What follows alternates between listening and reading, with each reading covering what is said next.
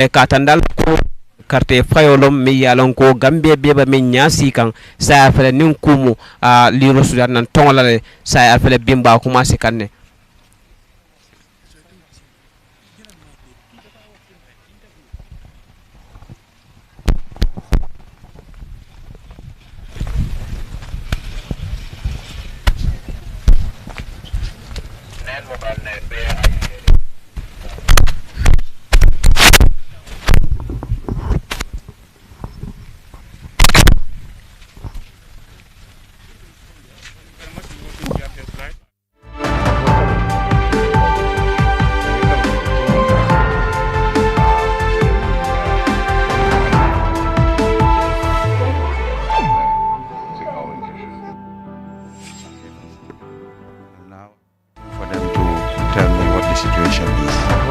To wait for the IEC. What we've done, everything which has been done, and they've received all my papers, and they will let us know whether everything's been accepted or otherwise. They are in charge. We've done our bit. Thank you very much too for coming all over, and we are looking forward to working for the Gambia and helping the Gambian people if we are given the nomination and we go to the elections, and defeating all the other candidates by the grace of God. How optimistic are you that your nomination will be accepted by the IEC? I'm very hopeful and very optimistic because I've done what has to be done, and whatever has standing, we will do it, and they've given me the opportunity to do that. So I'm very optimistic. I'm very optimistic. And I'm optimistic and hopeful too that I'll win these elections by the grace of God. Gambia needs a new breed of politicians. And if God helps us all, we will be moving ahead from now on. Thank you very much. You could have actually come with a here. We don't see It's no problem. We don't need that. Africa, we don't need that. 100 people, 200 people dancing about all over the place, making so much noise. It costs money. And go to the Gambian people, things are bad. So they can keep that money and use it for their families. When the time comes, there is victory, then we will all celebrate together. There is no need to bring all these people. So we decided not to do that. I brought 1 or 2 people, and by the grace of God, I'm happy that's the main thing. The procedure is what is important, and not the noise. Thank you. Thank you. Thank you very much too. Thank you. I'm sorry. This is my logo. I need always logo. Logo always. You are the one who support that.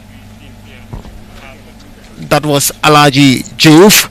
the first independent candidate who is expected to start the 2021 nominations. We are coming to you live from the election house here in Kanifing East, giving you all the latest details that you need to know.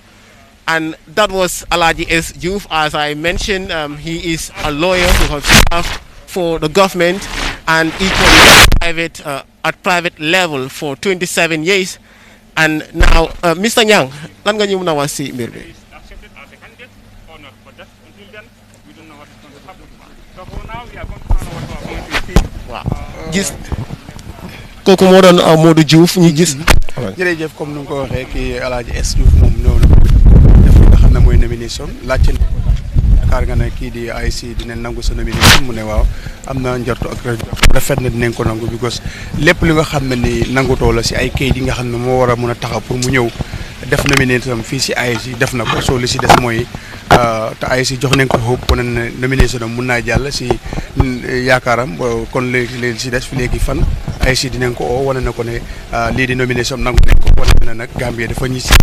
laaj nañ ko ñëwut ak lu mut sax ak li nga xam ne mooy 50 people di juróom fukki nit but wane na ne pour ànd ay nit ñuy coow di yooxu di make sound loolu amul njëriñ te loolu dafa nekk vés xaalis bu nga fa yàq noonu Gambien si mu nañ ko jëriñoo looloo tax moom mu tànn ñëw ak keneen nit fi nga xam ne ni mooy si bàyyi lu mu tuut 50 people yu mu àndal si behind ñëw ay si def li nga xam ne loolu moo ko war mooy joxe jébbal ay kayitam def nomination di xaar nag ay si neen daganal ni neen ko nangu wala duñ ko nangu waaye na ne am na hope am na yaakaar nomination lii di ay si neen ko upset because lépp lu nga xam ne war na ko ak luñ ko laajte def na ko kon mu ngi xaar ak njortu bu rafet ne dina jot li nga xam ne mooy nomination Alhaji S Diouf moom mooy ku njëkk a ñëw si kanam tuuti dinañ teguwaat ki nga xam ne mooy Maris moo si war a tege bàyyi leen ak ki nga xam ne mooy Nene Bojang mu ñëw yéen si li nga xam ne mooy kàllaama Dinka Okay, Mr. Thank you very much. La baraka bake katandala ko han bimbe daminte wolum AIC la dinkrati damiyalan ko kambe be kamim batudo wolon nomination lungoti kere wolon ko nomination mo folo nata miyan ko nata e jupti e to momina la bankero di katande ko atening ala sonta December 4th butate intakata state house le afuna hay jiko to anil lanno tande ko no matter what it is atela jiko na lanno min tanda wolon ko December 4th atel ba gagnale kata bar ala diamo ko na ay min banque je wolon dir kata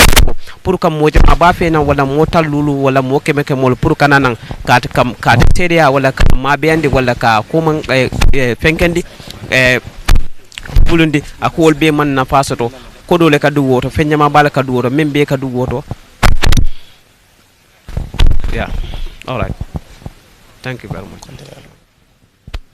All right, good evening, should I say, of course, good morning viewers from our studios in Banjul. Well, thank you so very much for joining us and welcome to this special edition as you are just watching there from our team from the election house and of course that's the Independent Electoral Commission here in the Gambia. And of course today it's one of the very important moments that all Gambians are waiting for, and we are here to take you through as nominations begins in the Gambia. It's one of the most important components as far as elections is concerned in the Gambia. So wherever you are, thank you so very much for joining us, and we are very much happy to be here again to take you through, as always we do, as when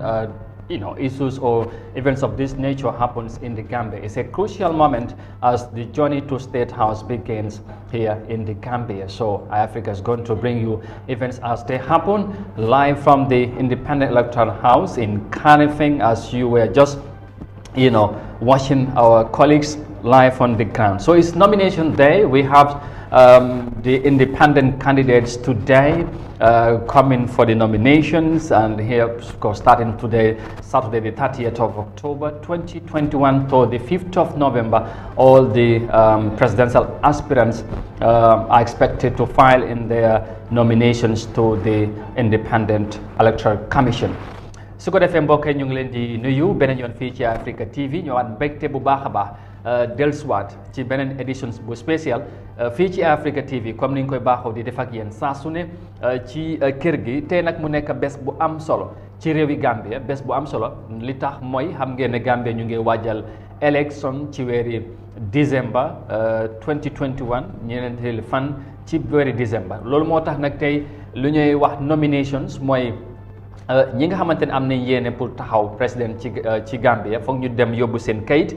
ci IEC li war a tax ñu nekk ay candidates war a jongante ci élection bi. moo tax gis ngeen suñu ay ndaw ñu ngi ci ground bi foofu ci IEC sànq rek ñu ngi doon waxtaan ñi nga xamante ne mooy lu fa xew. su ko defee tey ñu ànd ak yéen dooree ko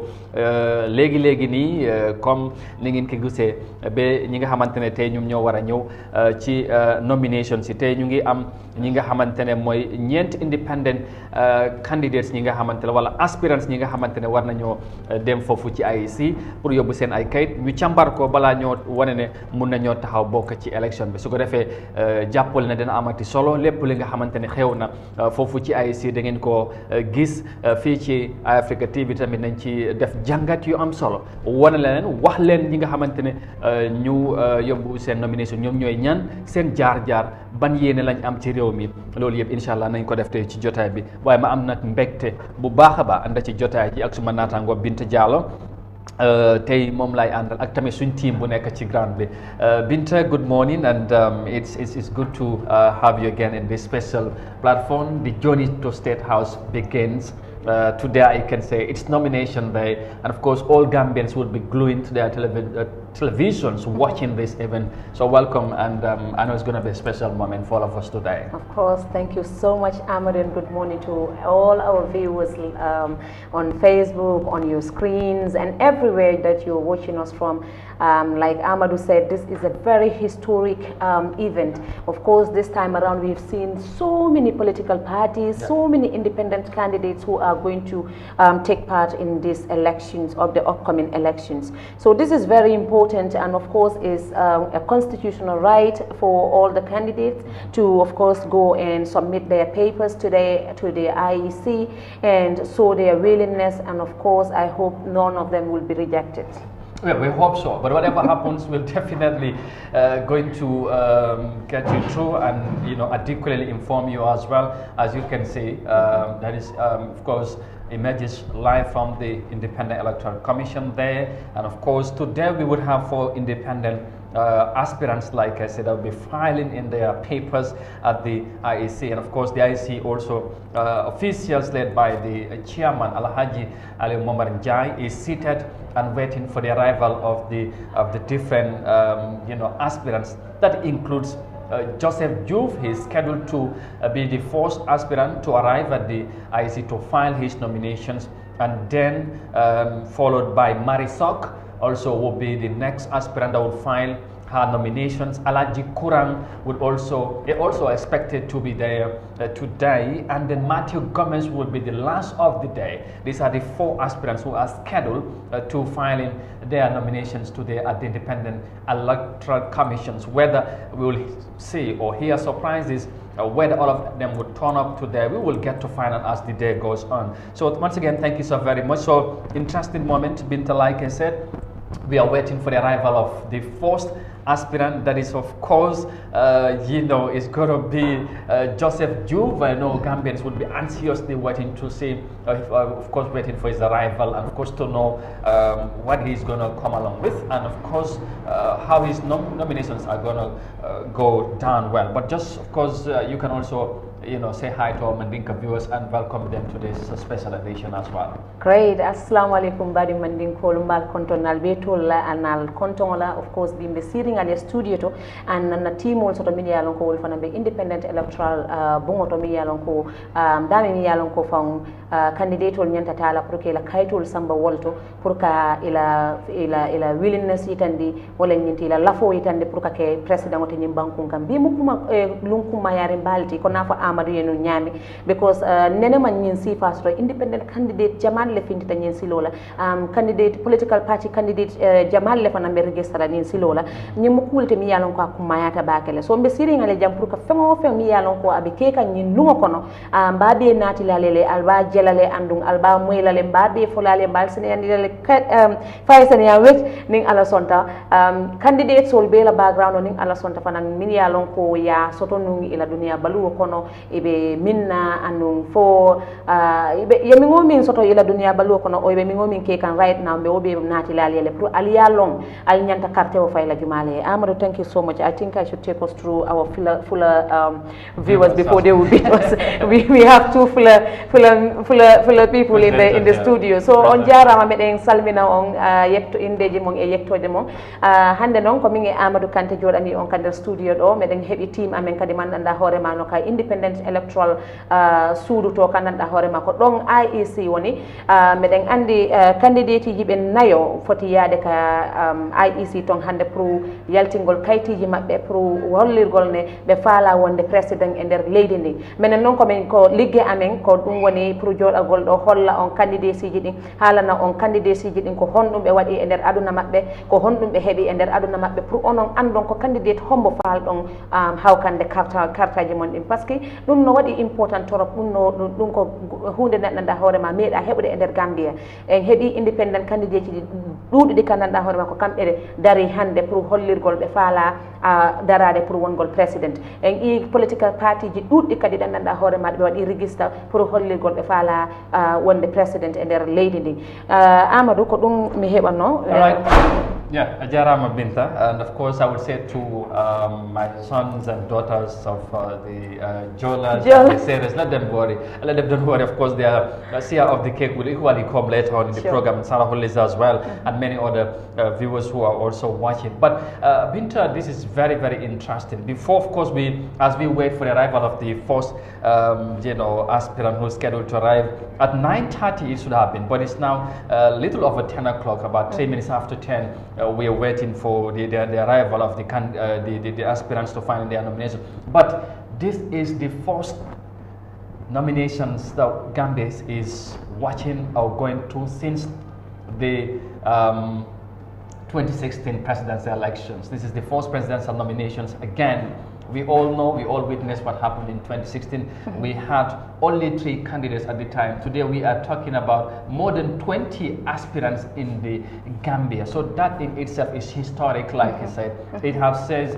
shows a lot about the Gambia as far as democracy is concerned. So it's a crucial moment. And of course we also have several other independent candidates, political parties, about 18 of them registered. But then of course 26 of these aspirants are expected to file in their nomination starting today towards the 5th of October. Will all of them come forward? Gambians would find out as we get to the days and times of their nominations. Will we have surprises? We'll also get to know as we go on. Would some of them be disqualified or would not qualify, whatever it is? We will get to find out. So I know Gambians would be keenly following this development as it happens. And absolutely it's crucial because we all know elections are very tense, elections are very interesting moments. Gambians need to know the people that they would choose, and we will of course will endeavor to let them know or tell them a bit about what we know about the people that are going to file in their nominations starting today. So between 2016 to 2021, a lot have happened. 4 years after Gambia went to the polls, here we are again, ready to go back to the polls again to either choose another person or maintain the current president, whatever it is Gambians to decide. So it's a very, very historic and interesting moment as far as Gambia is concerned. I know the whole world is watching and they are focused on the Gambia right now. Of course. Yeah. Like you said, it's a very historic moment for the Gambia, and of course we know this is democracy speaking, because as we see, like you said, more than 20 candidates who are vying for the position of being a president in this country is total democracy, of course. And so I really think it's a success for the Gambia, and Gambia should be proud that more people are, of course, and including a woman among the candidates. Of course, I was expecting more women to come out, but then I don't know why. Yes, because it's surprising we have only one woman in the very lot of people that have shown interest of wanting to lead this country. Why only one woman among the very lot? That's a question mark. But probably we'll get to talk about it when Marisol arrives, and of course we give a biography, of course, and profile and all that. But like you said, that's a very crucial thing to take note of. Yeah. So Amadou, like you said, we will go and look into the biography of course, all these candidates, when they arrive. And know who and who. The public, of course, you have your opinion of vote, and then this is why we are going to tell you who this candidate is, so that you will be able to make your choice and know who you want to vote for. And of course, I know during during campaign period, they will come to give you a lot of promises. But the advice that we will give to everyone or every citizen in this country is that vote wisely. Know your candidate, and of course, if you are convinced of voting for the person 100%, you can go ahead and vote for the person, but vote wisely. So we have the bio of this independent candidate, and later we will look into that also. We will do as when they arrived, one after the other. Anyone who arrives at the IEC will get to know. We'll of course let you inform you about the person and a bit about him, because of time, and we would not able to tell you everything that we know. But we'll give you some very crucial or important things that we think you need to know about these people that are coming to file in their nominations. And when they arrive, just to say they will find their nomination for perusal, and the IEC officials led by the chairman Ali Mohamed Jai would look at their requirements and see if they are qualified. They produce all the requirements and documents that are needed for them to qualify. I think for the presidency or to stand for the presidency, that would be quite very interesting. And immediately after they are endorsed or otherwise, they would speak to the media, and then we also hear what they're going to say. So it's going to be a long day. So I hope you are ready to be with us for the entire process of the nominations today. And not only today, of course, we are coming back tomorrow, inshallah, until the 5th of November, as far as these nominations are concerned. Now, Bint, of course, like I said, this is a crucial moment, and since President Barrow was elected in 2016 and he assumed office in 2017. We have seen a lot of transitions. We have seen a lot of dramatic things happen within the political arena, within the political sense. And interestingly, we have seen more people that have come out and sought their ambitions or their interests, you know, to come out and want to lead this country. Everybody thinks he is the right person to lead, and this is what we can, you know, what we are as, of course, as a country. But then there are people who think Gambia is a very small country. Do we need to have all these people coming together to either to form a political party or to stand as an independent candidate, considering the number of voters? You know, we have little over, should I say, about 900,000 electorates. So what's your view on that? Is it about Gambia is becoming more of a democratic nation, or we are now getting into the level where we want to see ourselves as a democratic country, or is it because of the environment or whatsoever? Why do you think we have more people now coming on board to show the interest, and everybody's thinking he is the right person to lead the country, despite the size of the country? About 2-point-something million people. People are wondering, is it need? Why not we join hands together as a country? And if you have idea, we join our ideas and work together to develop the country, but not to form a political party. And but again, when you have a more political party, can show that this is a democracy and everybody is free to so your interest or your will of ruling your country and provide solutions to the problems that we face as a country. Amado, this is very interesting, and of course is something that we should talk about. The Gambia, we have of course reached to a level that everybody wants to be a leader. And of course, like I said earlier, this is democracy at work. This is what we're talking about. This is about democracy. And of course, you asked whether is it because there is democracy or the willingness of just being into power or this and that. But I think one thing is certain, and that is when you look at the Gambia, the size of this country is not big as people think. Okay, we have less than 3 million people in this country, and of course, if we have about 20 or more political parties, or including independent candidates to vote for, sometimes at some point, I think the voters or electorates will be confused at some point. Who do I vote for? Because this candidate will come and tell you what they can do. The other candidate will come and tell you this is what we can do. Other candidates will, you know, this is a trend, and at some point you will get confused. You'll be in the middle. Who do I vote for? Like you also asked one thing, which is very vital and important, about whether they should just join heads together and share ideas and ideologies. I think that is very important. That is what is supposed to be done. But this is not, I mean, as easy as we might think. Because I am a political party leader and you are a political party leader. You want to lead. I want to lead. I don't want to give up power or give up, you know, come down for you to be able to lead. This is a problem, and this is what we see in the CA-led coalition, which failed just because of leadership. And now we only have three parties remaining and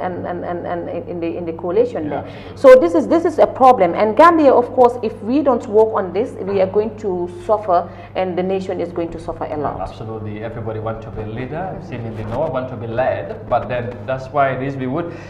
be seeing how things would pan out as we get close to December. Immediately after nominations, campaign then would start, and then, you know, by the time we go, you know, get to the end of November, on the 3rd, I think campaign should end on the 2nd of December. Then on the 3rd would be cooling day, and then on the 4th, Gambians would then get to the polling station to choose their leader, and then they would decide as to who they think is the right person to lead this country. Despite we have about 20 or 25 or 26 of them showing interest of wanting to lead the country, it's only one person that can be at State House to dictate the affairs of this country. It depends on the Gambians to choose. So we would see what's going to happen anyway. So ko defee rek mbokk yi ñu dellusiwaat fàttali leen ba léegi yéen a ngi ànd ak Eyeafrica TV, ñu war a ànd ak yéen tey ci waxtaan bu am solo, parce que nag fu ñu jëm moo am solo mooy ñu ngi waajal tànn njiiti réew ci réew mi mu nekk li nga xamante ne mooy li am solo tey nag ci liñ nekk di waxtaane wala liñ nekk di gis mooy nomination mooy tànneef bu njëkk mun naa ko waxee noonu parce que dafa am solo ci ñi nga xamante ne taxawu nañ wax ak Gambien si wax ne am nañ yéene pour jiite réewi Gambia ci juróomi at yu ñëw xam ngeen ne 2016 lañ gëj a gis lu mel nii ci réew mi jamono jooju nag mbir mi melutoon nii waaye jamono jooju ñetti candidates lañ gisoon mooy former président Jammeh ñu gis coalition candidate bi mooy président Barrow ci jamono jooju ñu gis Mama Kandeh bu GDC ñoom ñoo demoon IEC ñu def seen nomination waaye tey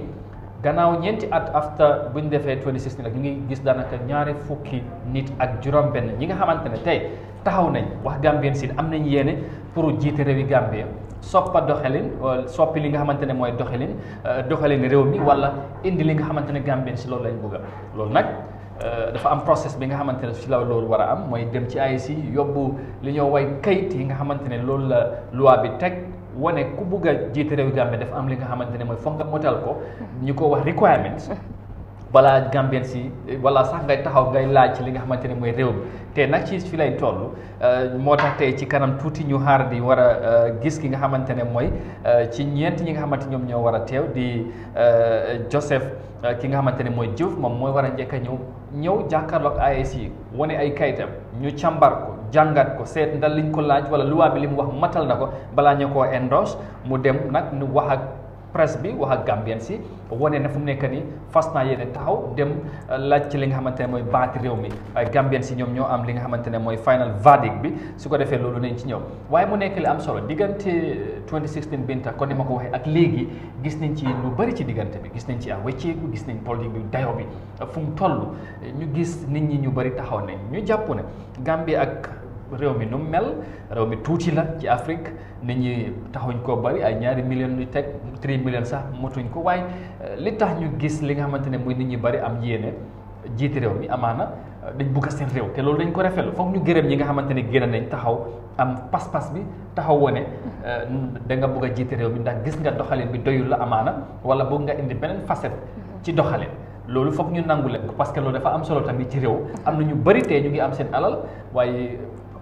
amuñ gis-gis boobu pour ñëw ne ñu am nañ li nga xamante ne mooy bugg a jiite réew mi leneen li mooy mun nañu jàpp ndax mun nañoo jàpp sax ma laaj la ndax démocratie bi moo tax Gambien si tamit ñu bari ci ñoom génn independence yi bari political parties yi bari am nag ñu bari ñu gis ni amaana loolu waroon naa mun a ñàkk mun nañu am mais bi bu bëree bari juróom wala ay juróom-ñaar ba juróom-ñett wala du romb daal fukk ay political parties ak independent candidates ñeneen ñi mën nañoo ñëw dem booloo ak ñeneen ñi ñu waxtaan ñu boole seen xalaat ak seen gis-gis pour yóbbu réewi Gambie ci kanam ndax ñoom ñëpp yéene boobu lañ am dañ jàpp ne Gambie war naa dem ci kanam moo tax ñu ñëw samp seen dënd bugg a Gambien si wootal leen lan nga gisee environnement bi ak lan nga foog ne tey moo waral ñu gis nit ñu bëri taxaw am interest pour jiite réewi Gambie. Amadou comme noo ko waxee rek mun naa nekk tamit dañ gis ne comme doxal ni réew mi neexut leen baate they not satisfy moo nekk comme neexut leen daal dañu foog ne ñoom seen boppa suñ taxawee mun nañ koo def comme nuñ ko bëggee waaye nag tamit Gambie dafa toll foo xamante ne ñun Gambie bi dafa tuuti nekkul réew boo xamante ne dafa am ay nit ñu bari because soo xoolee suñ statistique we are less than 3 million moo nekk aguñ 3 million sax suñ doomi aadama yoo xamante ne ñoo nekk Gambien fii nii so léegi dangaa xool ne am na ñoo xamante ne dañoo taxaw ngir dañ bëgg a jiitee waaye am na ñoo xamante ne mun nañ dem ba si biir tamit compromise ñu ne ok suma idéologie ak suma policy ànd na ak yow sa bos léegi man dinaa la baalal yow nga dem si kanam ñun ñu dem waaye nag foofu la problème bi nekk parce que ku nekk dafa bëgg a jiite ñi nga xool nii yëpp ku nekk mu ngi bëgg a jiite si ñoom soo gisee am nañ exemple boo xamante ne yaagut coalition talk boo xamante ne moo nekkoon diggante CA ak yeneen parti yi loolu mënutoon a dox parce que lu ne xew ngir kan mooy jiite ñoom yëpp dañu bëgg a nekk njiit ñoom yëpp ku nekk mu ngi bëgg a wan waaw man maay jiite coalition te loolu du mun a nekk benn nit rek moo mun a jiite coalition so léegi loolu moo tax boobu noonu mënut a nekk ba mu des ñetti parti rek yoo xamante ne ñoo sign MOU pour ñooñu tamit foog naa ne tànnaguñ seen parti leader te loolu tamit dina nekk beneen issue kan mooy jiite ak kan moo du jiite waaw so lii dafa nekk loo xamante ne dafa important trop as much as bëgg neen freedom democracy wax nañ ne ok ku nekk am na right pour nga bugg a nekk président waaye nag dafa am ay sarta yoo xamante ne dafa war a tegu si yoon ak yoo xamante ne da nga ko war a toppa léegi dafa nekk interesting time dafa nekk interesting time waaye li ma ko doon waxee si angale rek mooy at some point voters yi ñoo xamante ne ñooy dem sànni ji carte dinañ confuse at some point duñu xam kan lañ war a voter parce que tey kii su ñëwee taxaw mu ne man dinaa la defaral lii ak lii ak lii ak lii su ma gañee keneen tamit ñëw taxaw wax la dinaa la defaral dicté bi mooy bari dañoo nekk waaw exactly so léegi da ngaa gis ne ñu bari ñoo xamante ne suma maas yi damaa nekk di xalaat waaw man ma saanil Essa Fanta ma saanil Mama Kandeh na ma saanil Loya Darboe wala ma saanil kii ak kii ak kii so confusion bi dafa nekk foofu noonu so da ngaa gis ne at the end of the day ñeneen yi dineen saanil ñoo xamante ne bugguñ koo saanil sax parce que dañ confuse so yal nañu yàlla musal si loolu ñu mën a tànn koo xamante ne moo mën a jiite réew mi waaw absolument loolu dafa am solo parce que intérêt réew mi lañ war a xool te tamit bàyyi ci xel bu baax a baax loolu dafa am solo moo tax ñuy war a xam ñi nga xamante ne ñoom lañ war a tànn moo tax tey nañ leen xamale ak ñi nga xamante ne ñoom ñoo war a ñëw file seen nominations gis ngeen ne si screen bi ay si chairman bi mu ngi noonu toog ak ñeneen ñi ci ñi moo àndal ci liggéey bi dañu war a ñëw seet kayit yi jàngat ko am loi bi ndax tamit am na sarta yi nga xamante ne boo bëggee jiite réew mi foog nga matal ko bokk na ci foog nga nekk njiit doomi réew mi loolu xam nañ ko bokk na ci li ma jàpp mooy tamit foog nga nekk ci réew mi lu mat juróomi at ak yu mel noonu ak na yeneen yi nga xamante ne yu sew yu nekk ci diggante bi loolu yëpp xam naa ne ñoom dinañ ko leeral ci seen càmbar waaye li ci gën a am solo képp ku nga xamante ne daal yow ñëw nga ba ñu càmbar sa ay kayit bu boobaa boo fa jógee da ngay génn waxtaan ak taskati xibaar yi wax leen mbir mi naka la demee fu mu nekk di ay si ñoom moom jox nañ la go ahead bi nee nañ la mun ngaa taxaw bu boobaa da ngay wax ak Gambien si lan nga yëg ak lan nga amal li nga xamante ne mooy Gambien si loolu tamit dafa am solo loolu nekkal li nga xamante ne moom foog ñu bàyyi ko xel su ko defee Binta waaw xam naa léegi tey after dañ ñoo waxal requirement yi nga xamante ne tamit loolu lañ soxla ñoom ñi nga xamante ne war nañoo dem AIC lan lañ war a motal ci requirements mooy ay kayit yi nga xamante ne war nañ ko yóbbu waaye balaa ñu yóbbu foofu xam nga nomination tamit bés buy ànd ak ndiiraan wala coow yëpp rek ñu ngi ko waxtaan ñoom it candidates yu gën a bëri bu ñoo ñëw nit ñi ñoo leen di gunge ñëw coow bi bëri dañ dee gën a wane seen doole te am nañu surtout political parties yi ñu ngi ko waajal bu baax xam naa tey benn political party bokkul xëy na moo tax coow lu bëri noonu waaye xam naa independence yi sax ñoom it tamit buy ñëw seen yenn seen dina ñëw ak style waaw foog naan dañoo ñëw dañ ko expect waaw ñëw am li ñu wane parce que tamit nit ñi daf si am solo waaye leneen la ma bëgg a ñu waxtaan mooy arrangement yi nga xamante ne ay si dañ ko teg ànd ci ak police bi pour ñu fexe ku nekk time bu ñu la jox 9 o'clock wala 9:30 am li nga xamante ne mooy bi nga war a ñëw nga fexe nga respecté ñu bañ a tamit nit ñi seen supporters yi wala seen militants yi ñu daje si yoon bi ba leneen mun cee juddu mooy ay fitna ak yooyu parce que loolu lañ ko war a moytu Gambia yàgg naa dem ay élection li nekk di first time waaye yàlla def ñu dimbale li angale di wax ne unique ñun dañ unique ci loolu dañoo dem ci élection daanaka very rare nga gis ñu am na problème yu rëy bi tax at di wax soo seetee luy xew ci yeneen réew yi da nga xam ne Gambia réew bu am ñaan la réew bi nga xamante dañ sant yàlla bu baax nit ñi coow li day bëri waaye ku nekk am na fu ñoo tolle ku ne dafay gis Gambia bàyyi sa xel bu baax a baax waaye di olof Njaay di wax ne waddu balaa ngay làkkale dafa am solo mooy foog ñu bàyyi ci xel tamit ñu moytu yenn jëfin yi ñu ànd ak sartay ki nga xamante ne jox leen la time nga teel a ñëw time boobu fayal sa papers nga teel a jógee ko AIC keneen kuy ñëw nga bañ a dajee ak moom nga dem fi nga wax ñu jaar fa nga dem ñibbi yow ak sa supporters foog naa loolu dafa am solo pour ñu fàttali ko tamit ñi nga xamante ne ñoo ànd ak seen parti yi suba wala seen independent candidates yi bu dee teel a wala suba te xam naa ne right nam ñu bari si ñoom ñu ngi seetaan ñu ngi si seen kër yi di ñu bàyyi xel bu baax a baax Amadou loolu am na solo parce que soo xoolee fu mu nekk ni ba léegi independent candidate boo xamante ne moo war a njëkk a ñëw indi kayitam yi moom ak seegut te 10 o'clock #10 lañ waxoon loolu moo nekk si kayit bi waaye den dangaa gis ne dañu fon naa waroon nañ teg sarta yoo xamante ne dañoo make sure ne ñii koo xamante ne dafa war a ñëw mu respect time bi because soo xoolee am na ñoo xamante ne ñoom tamit dañu war a ñëw si son own time yow soo respectul sa time keneen tamit dafa late pour ñëw da ngaa gis ne kon xaar bi dafa yaaga te lifin bi dafa yaaga war nga na loo xamante ne dafa am solo lu nekk mu nekk loo xamante ne moo nekk peace boo xamante ne moo nekk si biir réew mi jaama joo xamante ne moo nekk si biir réew mi loolu am na solo torop parce que yeneen réew dang dee gis nit ñi di tujante bopp di gaañante di saagante di coow li daf dee bari torop seen diggante ñoomi neen waaye nag gis nañ Gambie alhamdulilah fu mu nekk nii gis nañ ne nit ñi ku nekk dafa xam lan mooy luwaa bi képp koo xamante ne tamit mu ngi ñëw fii ni dafa xam waaw maturité bi éeg na si kaw soo xoolee 2016 ak léegi da ngaa gis ne tamit political maturity bi increase na a little bit social media bullying ak insults yoo xamante ne moo nekk saaga yi ak yooyu noonu wàññeeku na amoon na daanaka amoon na waaye den jóg gis nañ ñoo xamante ne jóg nañ ñu address issue bi ba wàññeeku na léegi fu mu nekk nii si political arena bi waaye nag tamit gis nañ tamit jaama joo xamante ne moo nekk diggante political party leaders yi parce que dañ dee gis ne political party leader dafa nekk di dem si yoon bi mu gis keneen ki rek mu taxaw ñëw wàcca dem nuyu wante ak ñoom si jàmm ak salaam joxante loxo xam nga lu am solo la te foog naa ne loolu noonu ñaan nañ yàlla loolu continuer si biir réew mi ok loolu am na solo bu baax a baax comme ni nga ko waxee loolu dafay am solo bu baax su ko defee Binta nga tënkal yi nga xamante ne waxtaan nañ ko ci kàllaama Mandinka tamit ñi nga xamante ne ñu ngi seetaan ñoom bokk ci sotti si ak def si bëgg nañ ñëpp ku ne gis sa bopp ci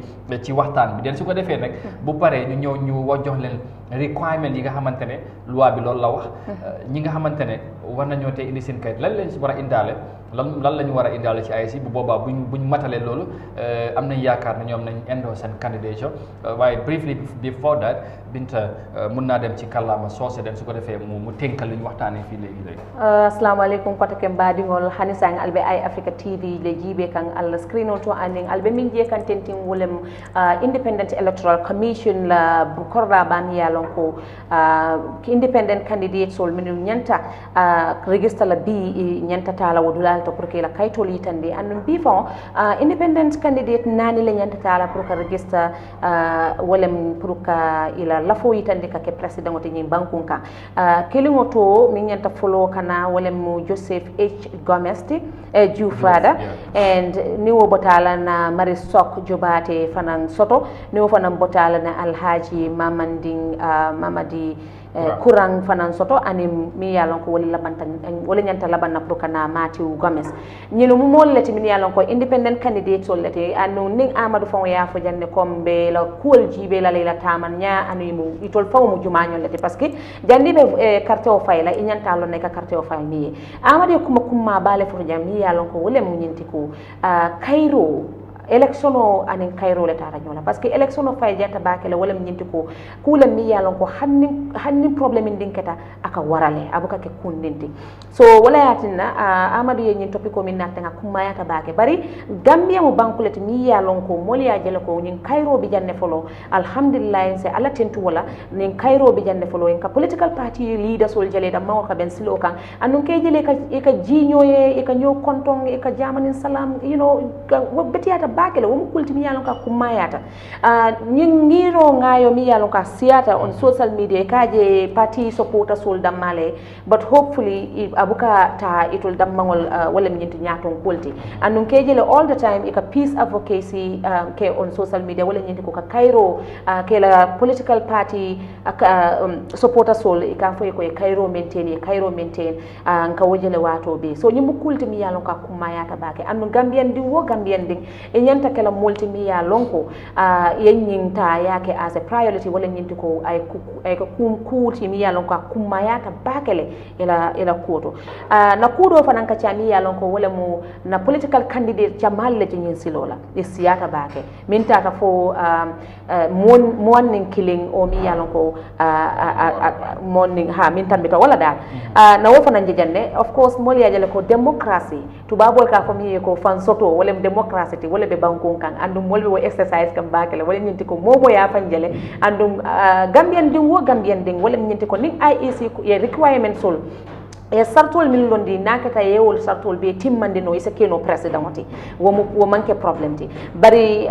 mol fana ya jele ko nata kula bi alliance mi yalon ko wala nyinti ko e kala fika ke coalition e kala fika coalition no kele ando amam me fana fail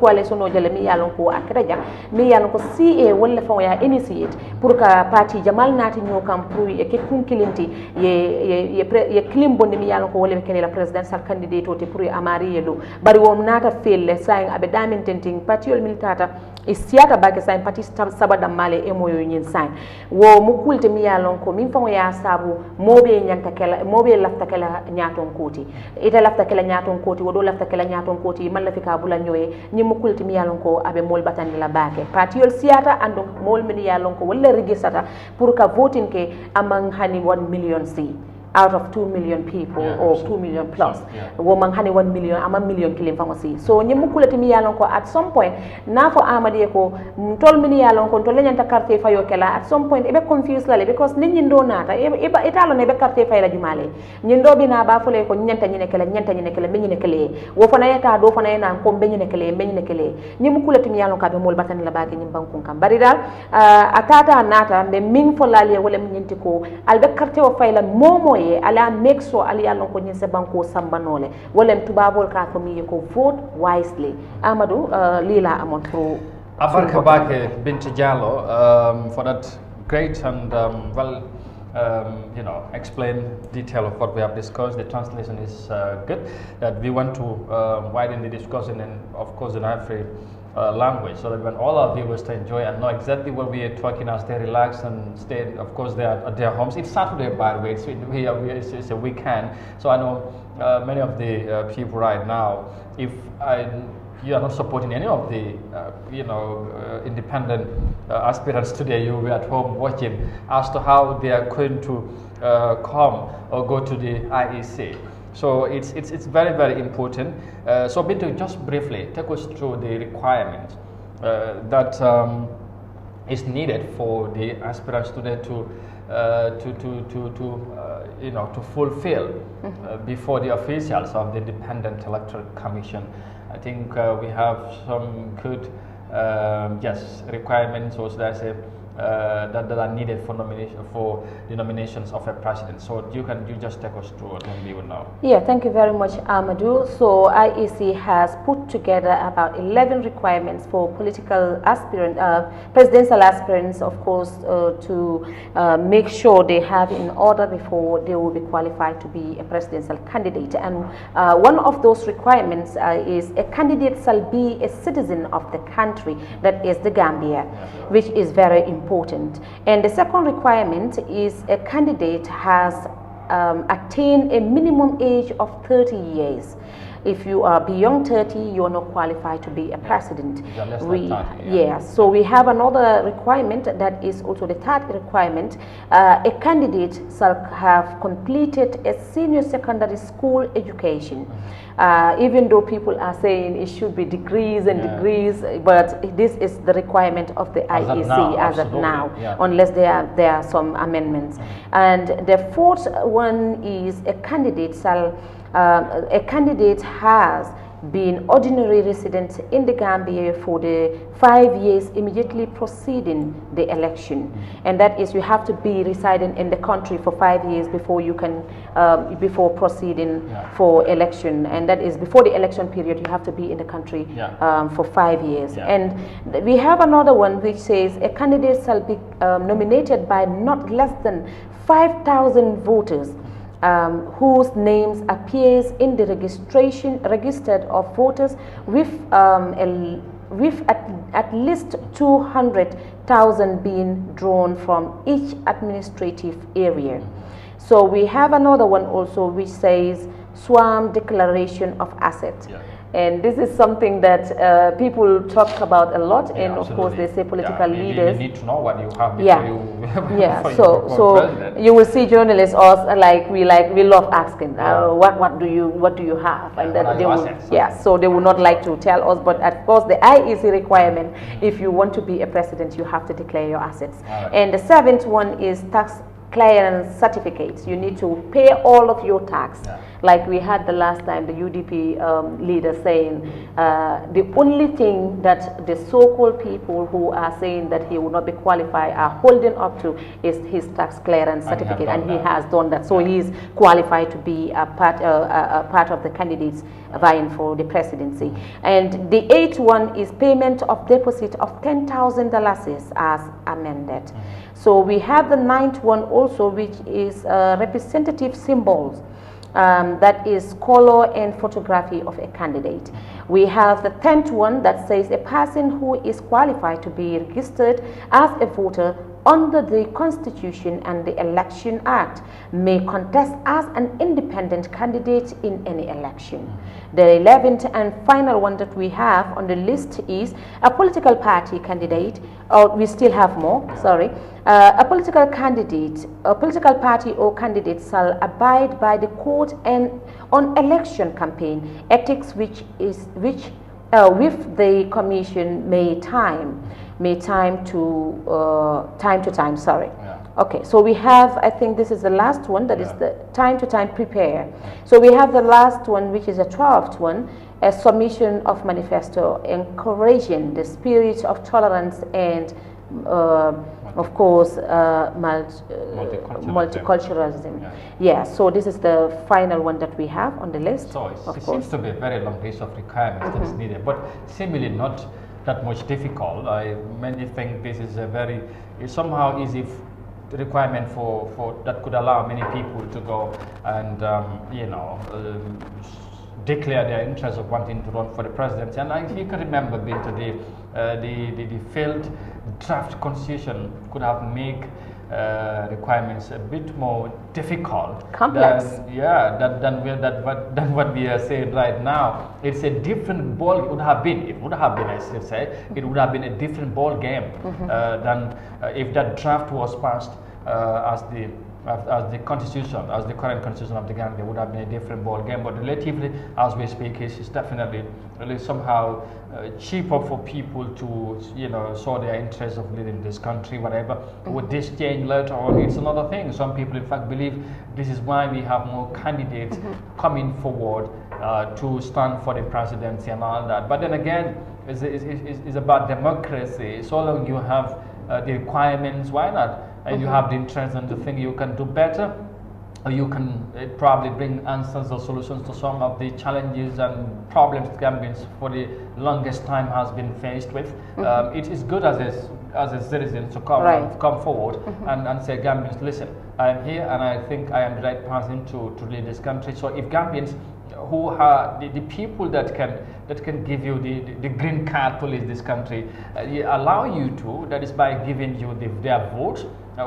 then they obey it. But so long that the laws or the rules of the game did not change, well, everybody have the right to come out and stand for as long as you of course have a completion of all these requirements. Of course you are qualified. So this is one of the things that the first constitution, draft constitution, of course,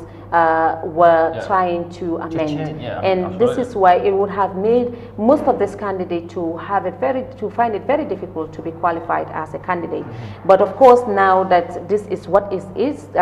there, and of course right now they are all qualified if they provide all the requirements as stated by the IEC. Some very interesting points among the list that you mentioned. That's the amount, which says 5,000, 10,000. You have about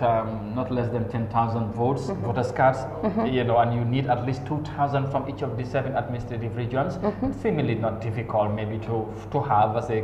a candidate who believe you can win, but sworn declaration of assets is something that also I think is very interesting, that I think Gambians would be interested of. But then I think these things are kept secret to the IEC. And tax clearance certificate, this is also another very fundamental matter or issue as far as the if you want to lead this country as well, that you have to need to fulfill. I mean, you need to be someone who have been paying tax, tax and like you said, tax free and all that. But then the amount also, the 10,000 here, you know, as amended, this used to be very interesting because during the Jammeh era, it was 1 million. Yeah, it was 500,000. 500,000. I think something like that, or one. Yeah, you know, it was absolutely a staggering amount. But with this amount also, because it's been amended, so 10,000. But it used to be cheaper also, I think, before 2016. But when Jammeh knew there are some people like Kande and others who wanted to come. I think it's 1 million. It was extended to 1 million. Yeah, so there you go. The amount was increased, and then it was increased. Yeah, so there you go. So these are very interesting things that I think we should also be looking forward to or talk about. I know Gambians will be keenly following us as well. Su ko defee rek comme Binta num ko doon indee ci angale su ko defee loolu dafay am solo bu baax a baax pour wanale leen rek ak ñi nga xamante ne mooy ñuy war a ñëw tey lan lañ war a indiwaale Binta wax na ko ci angale bokk na ci di nga war a nekk doomi réew mi te loolu foog naa ne ñëpp xam nañ ko balaa nga nekk suñu président. waaw foog nga nekk doomi réew mi. waaw duñu jox suñu carte yi koo xamante ne doo doomi rek. waaw leneen tamit li ma ci gën a neex mooy. pour man mu ne dañ war a nekk juróomi at ci réew mi balaa élection yi di door te loolu dafa am solo parce que loo nekk ci biti réew nga toog nga faa enjoy di dallu nga bàyyi ba élection jot nga ñëw nga ne da ngaa bokk ci élection yi pour ñu tànn la non da ngay ñëw fii nga bokk ak ñun jafe-jafe yi nga xam Gambien si lu ñëw dund ci juróomi at bu boobaa defe ne ni boo taxawee nga laaj réew mi ñoo xam ne kii na dëgg-dëgg mu nekkoon na ci réew mi juróomi at te xam na Gambien si lu ñuy dund xam na lan mooy saafara solution yi te loolu dafa am solo Binta pour ñu wax ko loolu bokk na ci requirements si yeneen ni tamit mooy foog Gambien si xam na yaa ngay fay tax li nga xamante ne mooy li war a si diggante ak réew mi da yaa ngi koo matal loolu tamit ndax amuloo benn bor si loolu waaw exactly waaw loolu dafa am solo su ko defee dafa mel ni Binta balaa ñoo ñëwaat comme ni mooy naamu rek exactly nga war a fay sa naamu yi ñu mot loolu dafa am solo su ko defee lu ñuy def rek mooy dañuy dellusiwaat ci IEC xam ngeen ne suñ ndaw yi tamit ñu ngi fa toppal li nga xamante loolu moo fa nekk di xew lu ñoo def léegi dañoo dellusiwaat ak gars yi foofu ci IEC Independent Electoral Commission ñu ok waaw dafa mel ni kon la fi yombagul ñu pour ñu delloo leen ngay ok su ko defee ñu ànd ak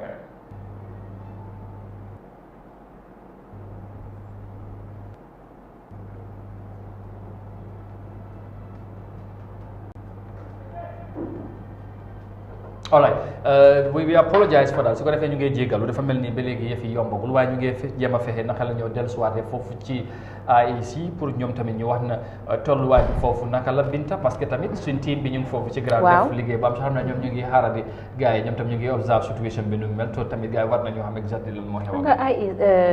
Eyeafrica mooy loolu rek parce que ñun dañ dee bëgg a nekk fu nekk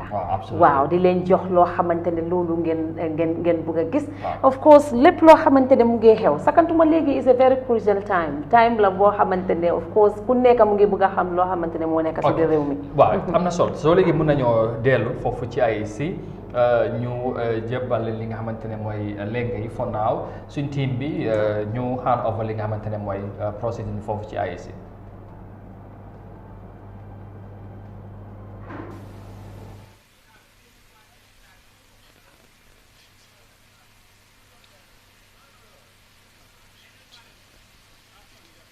Thank you very much, Binta Jallow and Amadou there in the studios giving us live details about the 2021 nominations. We are back here in the election house at Kanifing Layout, giving you all the latest details you need to know about the 2021 nominations. It's all about the 2021 presidential elections. This year's election is predicted to be an interesting one and equally as well a tight one, as it involves more than 15 political parties who are all expected to contest for the much anticipated 2021 presidential elections. And as I said earlier on, it's all about the nominations, and we already have the first independent candidate who are already in. That is Alhaji Mr. Diouf, Lawyer Diouf, former Lawyer Diouf, who have served the Gambia, who has served as a lawyer in the Gambia for 27 years, both for the government and on private basis. So he is the one currently inside, and he is expected to come out anytime from now. And next to him is Mari Sok, Gambia's first female presidential aspirant for the 2021 presidential elections. It's quite interesting, actually, because when he first came out and announced his bid to join the 2021 presidential race to the State House, she has received different criticisms as to his bid to join the 2021 presidential race. So it's going to be very interesting out here. And today we are expecting to see 4 independent candidates who are all expected to be nominated today. So already we have the first one, who is the former lawyer Juve, who is already inside, and next is Marisol, as I said earlier on. So today's event is an important one in as much as the race to the 2021 presidential elections is a concern, because it has opened the race to the 2021 presidential elections. As we speak, most Gambians are yet to decide for which political party they are going to vote for. So the nomination today would determine that, and the nomination today would open the race. And now I would just like to link you to my co-host, who is no other person but Mr. Nene Bojang. Mr. Bojang, welcome. Thank you very much. Abaraka bake Mr. Jata. Mbadingolo hansa en katandala ko mbedami ngolom election house dami yalan ko itelle bun kordami yalan ko itelle martaka kordami yalan ko itelle marta carte fayola fannala butung mbe minkela wolnin ko na do ku nyol min be studio kono minketa bintaning amadou ala baraka bake do ku ay nyinin ka butung mbadingo han katandala ko mo follow natal mi yalan ko wala nyantol kantandele pour kaje ko IC lafta min na bulo kono ka tarango sonandi ka tanim molko ko afana ta pour commencer ya nyinin gambe banko kan nyinin ka rol kono ya nyinin ka wodo ka tandi ko muna neni mojama ba mana ko mojama ko fenandi ding krato amanke kute mi yalo ko ka foko anyanta by force lom hani by force teng ko dol bije solo mutanol damma rek aye muta yeke den karala bawo dépense lo bo fanala buto ngatandi ko ate mofulo damani wol nata nang o mofulo wo damma dama kayanda tene andala lanno nim banke andena ko katanda ko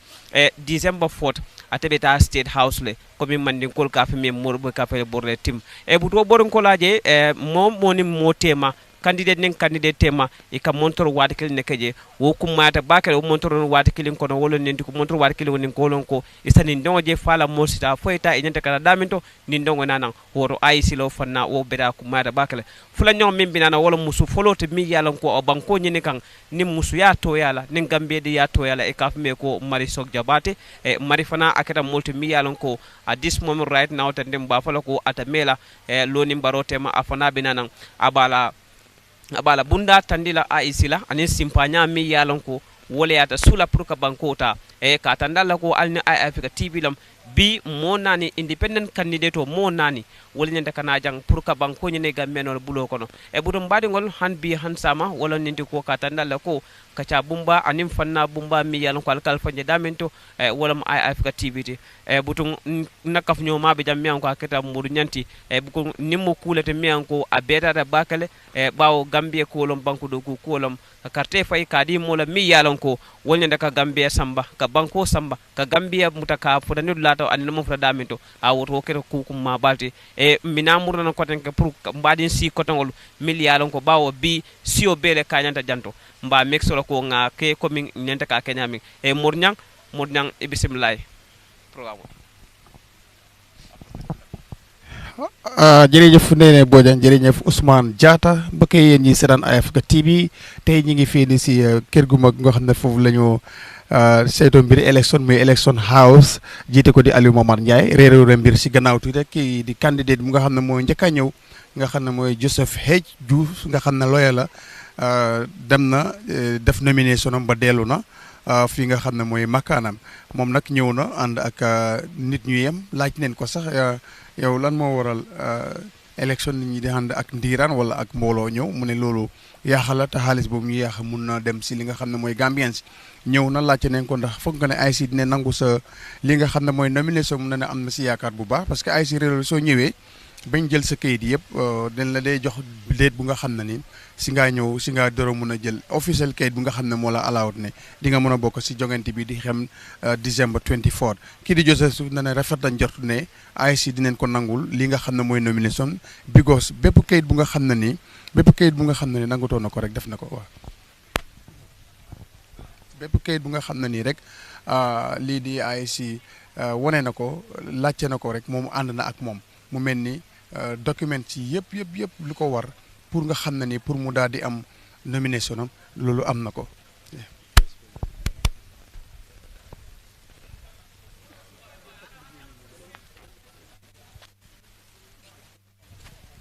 so mel ni tey si kanam tuuti ki nga xam ne mooy Marisol moom mooy ñëw ki nga xam ne mooy Marisol mu ngay ñëw soo su ko defee gis ngeen léegi ay si table bi ñoom itam ñi ngay ñëwaat ki nga xam ne Mama Ndiaye gars yi ñi ngi noonu di daal di génn si ñëw si table bi xaar ki nga xam ne ni mooy candidate independent Marisol Jobaate moom war a ñëw ba 11:30 xam naa ne mu ngi si yoon bi moo tax yaa ngi gis ñooy ay si commission ñoom ñëpp ñu ngi génn si seen office yi ñëw ren nag mu mel ni mbir mi dafa am coppeeku because 2016 nomination yi si gisoon si biir office bi si leen ko doon defee waaye office boo gis ne dafa xat pour presse bi yëpp dajee fa dina doon nekk lu xat moo tax tey si biir bi nga xam ne mooy bayal bi nekk si IEC bayal boobu foofu la gars yi def benn tent foofu chairman bi nekk fa ak li nga xam ne ñooy commissionnaire yi ko wër foofu lañ ñëw defee li nga xam ne mooy nomination bi den su ko mu mel ni Marisol ak Sina Marisol mu ngi noonu di dugga si Marisol a ngi noonu di dugga si ki nga xam ne moo war a amal nomination am mu ngi noonu di dugga si xam naa ne yéen a ko gis noonu mu ngi ànd ak presse bi dafa mel time bi def na time am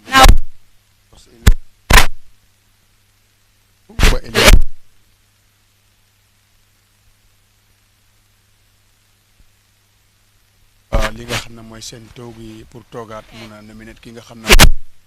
stock independent candidate. Right, thank you very much, viewers, and welcome back. And of course, as you're watching live proceedings on the nominations of as we bring you live events from the IEC. That's the arrival of Marisol, one of the independent aspirants, and the IEC is working escorted by few men. Of course, he is with. You can see also the police are on the ground to definitely make sure that everything is in order. That's Marisol for you. But just quickly, before she would arrive to the officials, and Binta can tell us a brief profile or biography of Marisol. Binta, what should we know about Mari? Mari is now working to meet the officials of the IEC. Thank you very much, Amadou. This is indeed a great honor, of course. As a woman, I'm really happy, and of course, I'm really happy seeing Marisol taking part of this race. And seriously, after all the social media bullying and all that, she is still, going through this. Marisol, during the early 1980s, Marisol began her modeling career whilst in high school. See, this enabled her to tour many cities throughout the country, throughout Europe rather, and met numerous people in high places. She also traveled extensively throughout Africa, which gained her a lot of knowledge and experience today. At the age of 23, Marisol was made a shareholder in one of the Gambia's leading construction companies, Louis Des construction company, and is called also the Lusada and Banco Industrial Limited, and later owned several of her own businesses, a hotel and also gift shop, American Arts collection store in the famous Laura Laura City, and of course, which was inaugurated by the former and first president of the Republic of the Gambia, His Excellency Sir Dawda Jawara. Kairaba Jawara, and which is a remarkable. Yes, very remarkable indeed. After relocating, of course, later she relocated to the US, and after relocating to the US in Maryland, and she acquired a natural hair salon, real estate business, and Chicago top modeling agency at the Prudential Building and the Karen Communication Building. On the magnificent mile of downtown Chicago that sustained her family lifestyle. From living and traveling around the world, Marie has gained unimaginable and lifestyle. So we are trying to go through this her biography now, and lifelong unbeatable experience, satisfied in different fields through her studies abroad. Yeah, very interesting biography there for Marisol. It's good. It looks like it's just a long one. Yeah, it's a very long one. She has a wealth of experience. So as you can see, she is producing the documents for Prezel, and IEC would then go through the papers. And as Binta was just narrating there, she has an illustrious career, and of course she's a model as well, and she's a businesswoman, and she's been very, very defiant, and a very interesting career she has. And Mari is a proud philanthropist as well, and she's also a founder of the African charity organization in the Gambia. So there she is, and now she believes she is ready, and she is that woman that can lead the Gambia. And like you said, despite all that have been said about her, she has been very defiant, very strong, and she thinks she has the right, and of course, and the answers to what Gambians are facing right now. So Mari also, Binta, intensely teaches and inspires the educators as well, and mentors women and youth, and she has been very much particular about women welfare and the young people as well, and she think if she had the opportunity to lead this country, she can change the narrative for women and also for the young people as well. So it's quite interesting. So now this is a very unique moment, like you said, as a woman you are so much proud of her. At least we are also on the race. Su ko defee rek mbokk yi comme ni ngeen ko gisee noonu, Binta Marisol mu ngi noonu yegsi na ci IEC. moom moo nekk benn jigéen bi nga xamante ne moom moo taxaw pour bokkat ci jongante président fii ci réew mi ci weeri décembre. jaar-jaaram nag nekk jaar-jaar bu interesting, gis ngeen ko noonu. Daanaka li wone na moom jaar-jaaram, parce que nag ñu bëri ñu ngi ko doon xala wax yu bëri ni moo solo ak boppa bi ak yu mel, waaye nee na moom loolu amul dara lim def ak yéene bu mu am pour defal Gambia. moom lim moon ak lim am yéene na ko Gambia, te tamit yàgg naa dimbale ndaw yi ak jigéeni réew mi, te gom na ne buñ ko dénkee réew mi dina soppa doxalin. te one thing bu ma déglu Mari lim wax mooy li ko inspire, li ko dugal ci politique mooy dafa seet jigéen yu mel ni Ellen Johnson Sirleaf, former président bu Liberia, Angela Merkel, chancellor bu Germany, ak ñeneen ñi nga xamante ne muy ay jigéen jiite réew yu mag fu ne ci àdduna si. ñoom la gis moom tamit mu jàpp ne Gambia jot na pour jigéen taxaw takk seer bi comme góor yi ñoo takk seen tubéy taxaw jongante ak ñoom ñëw wane Gambia si laaj baati réew mi. ndax nag Binta xam nga li ci gën a interesting mooy jigéen ñi ñoom ñoo ëpp ñu register, ndax jigéen yi Gambia nañ ko dooleel, ndax jigéen yi Gambia nañ ko taxaw. loolu mooy wax ji, parce que nag bu Gambia amee independent ba léegi 1965 góor moo nekk di jiite réew mi. am na jigéen bu taxawoon élection bu passé, Dr Aïssatou Touré taxawoon na independent candidat moom moo nekk vice président, waaye nag demal doon boppam, dafa mujjoon bokk coalition bi. Marisol nag mu ngi ni jamono ji mu ngay wax ak IEC wax ak tontu mu nekk li nga xamante ne mooy lu interesting. Binta, en tant que jigéen wax nga ne am nga ci mbégte, te xam naa ne kontaan nga ci lool. kontaan naa ci lool Amadou, parce que jigéen ñi dañu war a jóg rek ñoom tamit ñu bokk si race bi, moo nekk si yëfi politique. parce que léegi dañu toll si jamono joo xamante ne ñun jigéen ñi waruñoo nekk di tàccu rek political party leaders yi ñoom ñëpp ñu nekk góor. loolu passé nañ foofu noonu fu mu nekk nii. léegi ñun tamit mën nañ koo def, te suñ ko buggee tamit mën nañ koo def, dinañ ko def. Marie Sock nit la ko xamante ne dem na through social bullying of course gis nañ loolu noonu moo nekk si internet bi nit ñi toog di wax lu bari lu ñaaw si moom moo nekk comme nu mu dee solo boppam bi nu mu côté boppam bi loolu yëpp nit ñi wax nañ ko fi waaye comme noo ko waxee rek moom jóg na taxaw mu ne loolu yëpp nekkut loo xamante ne dafa amal solo nii waaw soo moom nii waaw te soo xoolee biographie am bi nekk na ni koo xamante ne modéliste la woon so obviously moom dina war a mun a solo nii parce que modéliste yi of course xam nañ ne waaye xam nga nit ki colinam rek mënu koo describe also pour wax ko ne waaw kii ku bon la mbaate kii ku baax la ak yooyu so moom comme nu mu ko waxee rek loolu amul solo lu mu amal réew mi moo gën a am solo te loolu wax bu am solo la waaw nga tënk ko tamit ci soose assalamualaikum kote ke baɗigol mbal kontornal tolnal kontogola andum mbafalale ko alɓe Eyeafrica TV le jiiɓe kan hani fo bi Marie Sock saintentinna wala je mi yalon ko wolem independent candidate ote andum ate dammale musoti ñin candidate ol be kono muso mi yalon ka fintita pour kay tandi ko afana lafta kela banko ñaton koti of course mol yajele saintenti ganata IEC abala kaytol dundi kanin IEC kolɓe diyamole ɓe kaccala pour ka je ko fala kaytol ɓe timmatale pour ay keno moti mi yalon ko wala ɓe kela banko ñaton koti saintentin nak Marie Sock mo moltimi yalon ko sala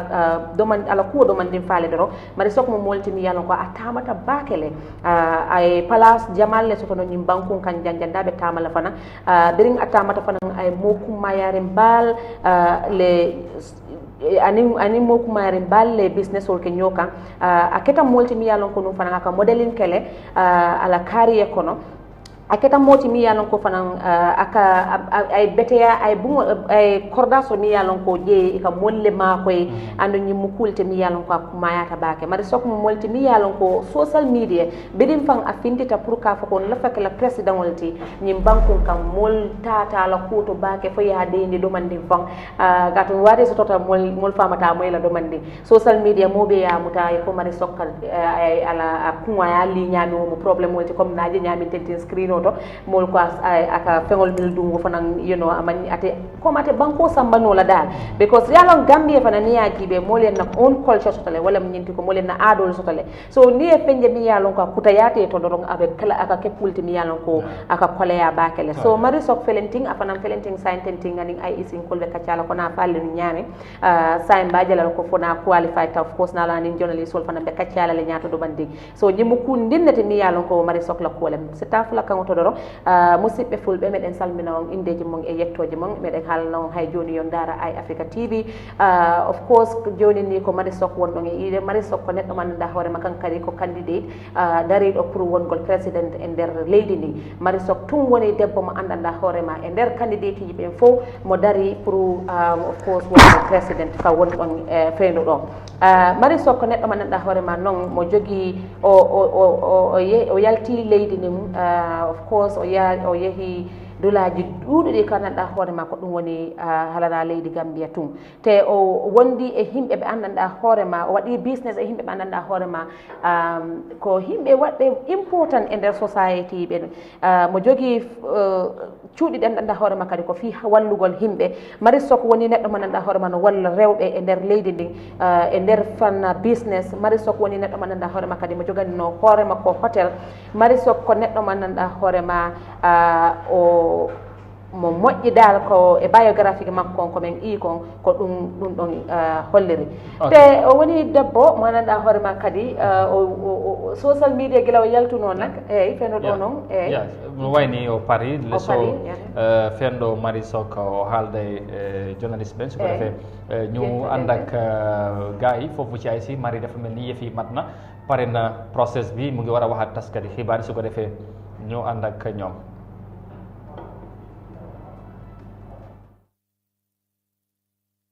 Okay, hold it. Let's just give space small before we don't want to involve the security. But everything is okay. You can go ahead. Thank you so much. What can you tell us about your nomination? Well, well, that's not part of the politics. When you want to shove the mic in my mouth, then I will reject saying anything and I'll leave. Okay. Well, about the nomination, I traveled and I came not too long ago only to realize that I was one of the first to be nominated I did submit all the documents I have. I am yet to submit the rest. And God's willing, I'll do that in the next few days. What are you supposed to submit that you don't have here? Well, we go by the list, and we still don't have, for example, my the asset declaration forms and our nomination papers are still in the village. And of course, we had constraint of them bringing it overnight and to cross on time to bring it in. But hopefully we'll get that in a few days, by Monday. I mean, women have, of course, formed the greater majority of the voters. You're the fourth woman to come this far. Do you think that is up to your advantage? Well, this is the time for women, and I think the time is now. And I want to give voice for every young girl out there and every woman out there to start to have a voice and representation in the government. It is only us that can make that change for us and for our children. Tell us what inspired you to take up the challenge? Well, what inspired me is since I came to the Gambia in 2013, I saw the struggle. I saw people, women especially, struggling, and the young people struggling. And if I am a mother and I have a lot of young people around me always trying so hard but cannot get by, and then for them to even ask me to help them, to stand for them, then I think it's a calling, not only by them but also by God, that I should do something for country. And if this is what I have to do to help, to support, or to empower, then so be it. Is there any time frame given for you to bring the remaining papers for consideration? Well, normally it's between the 30th of October to 5th of November. So that is the time, I think, after that I can't do anything else. How optimistic are you that these documents will be ready? Well, most of them are ready, actually. Actually, as I speak to you, some are stuck in Barra. So, yeah, thank you. Thank you. That's Marisok, the Gambia's female president. That's Gambia's female presidential aspirant talking to the press shortly after some members of her party. And the little that we have got from her speech is that motivated by in the Gambia when she newly came to the Gambia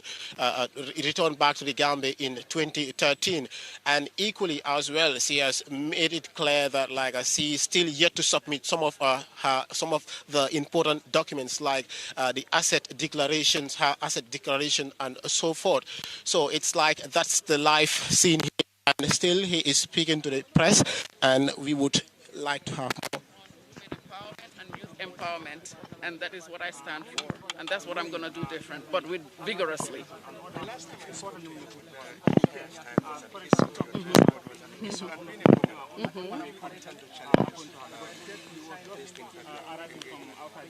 Well, that is one of the reasons I came out the way I am today, because it's not about my hair or the way I dress. As long as you're decent, you're clean, I think it is what it is. An African woman is versatile. We are Africans. We cut our hair short. We tie our head wraps. We have long hair. It is in our DNA. It is our tradition all over Africa. And we need to promote that. It's not by wearing a wig that defines me as a woman. I can cut my hair bald. It's what I have, my intent and what I can do is what is important here. And if I do wear wigs, I think the talk will be how wig is too expensive. Now I cut it off so that I can work and run. They have a problem with that.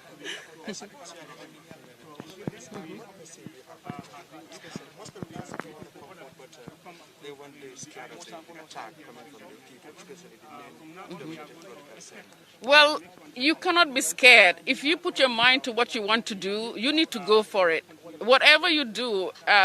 especially in Africa, you are labeled, you understand, especially as a woman. But you have to develop a thick skin. You have to have the mindset of, you know what, I can do it, and focus on that. Listen, when you want to climb at the top of the mountain, you're going to have rocks, you're going to have spikes, you're going to have all of that coming at you. But you focus on the strong rocks, which is your pillar, and you grab on that, and you make sure you get to the top. Come December 1st, Marisol is declared winner of this election. What will be your priorities in the first 100 days in office? Like I said, revamping the whole system. There'll be a lot of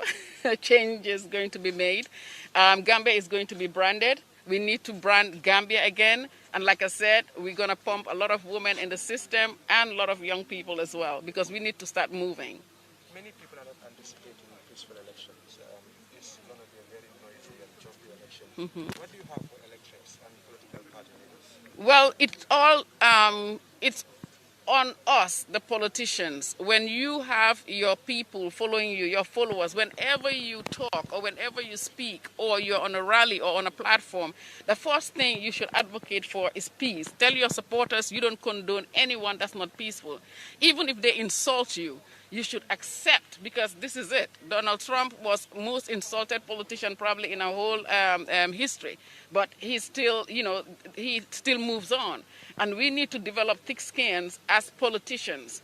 So we need to advocate for peace before we speak or before we give speeches. We need to tell our supporters we stand for peace. When we finish our speech, when we end, we tell our supporters we stand for peace. When you keep promoting peace and telling your supporters to promote peace, eventually they will listen. Thank you so much. Thank you. Marisok there advising his fellow politicians to promote peace, as peace is something that is predicted in this 2021 presidential election, that there may be post-election violence. So Marisok is advising his fellow politicians to promote peace, which is a key component of any elections. And now she is getting inside. And equally as well, she has explained to the press that her hairstyle does not matter. What matters is her agendas, what she has for the Gambia. And equally as well, Marisok has made it clear that come December 5th, when she is elected president of the Republic of the Gambia, she is going to embark on many changes as far as system change is concerned in the country. And that was Marisok giving us, holding a short press conference with the press there. Just to remind you that if you're just joining us, you're watching us live from the election house in Carnifing Layout, giving you all the necessary details that you need to know about the 2021 presidential nominations.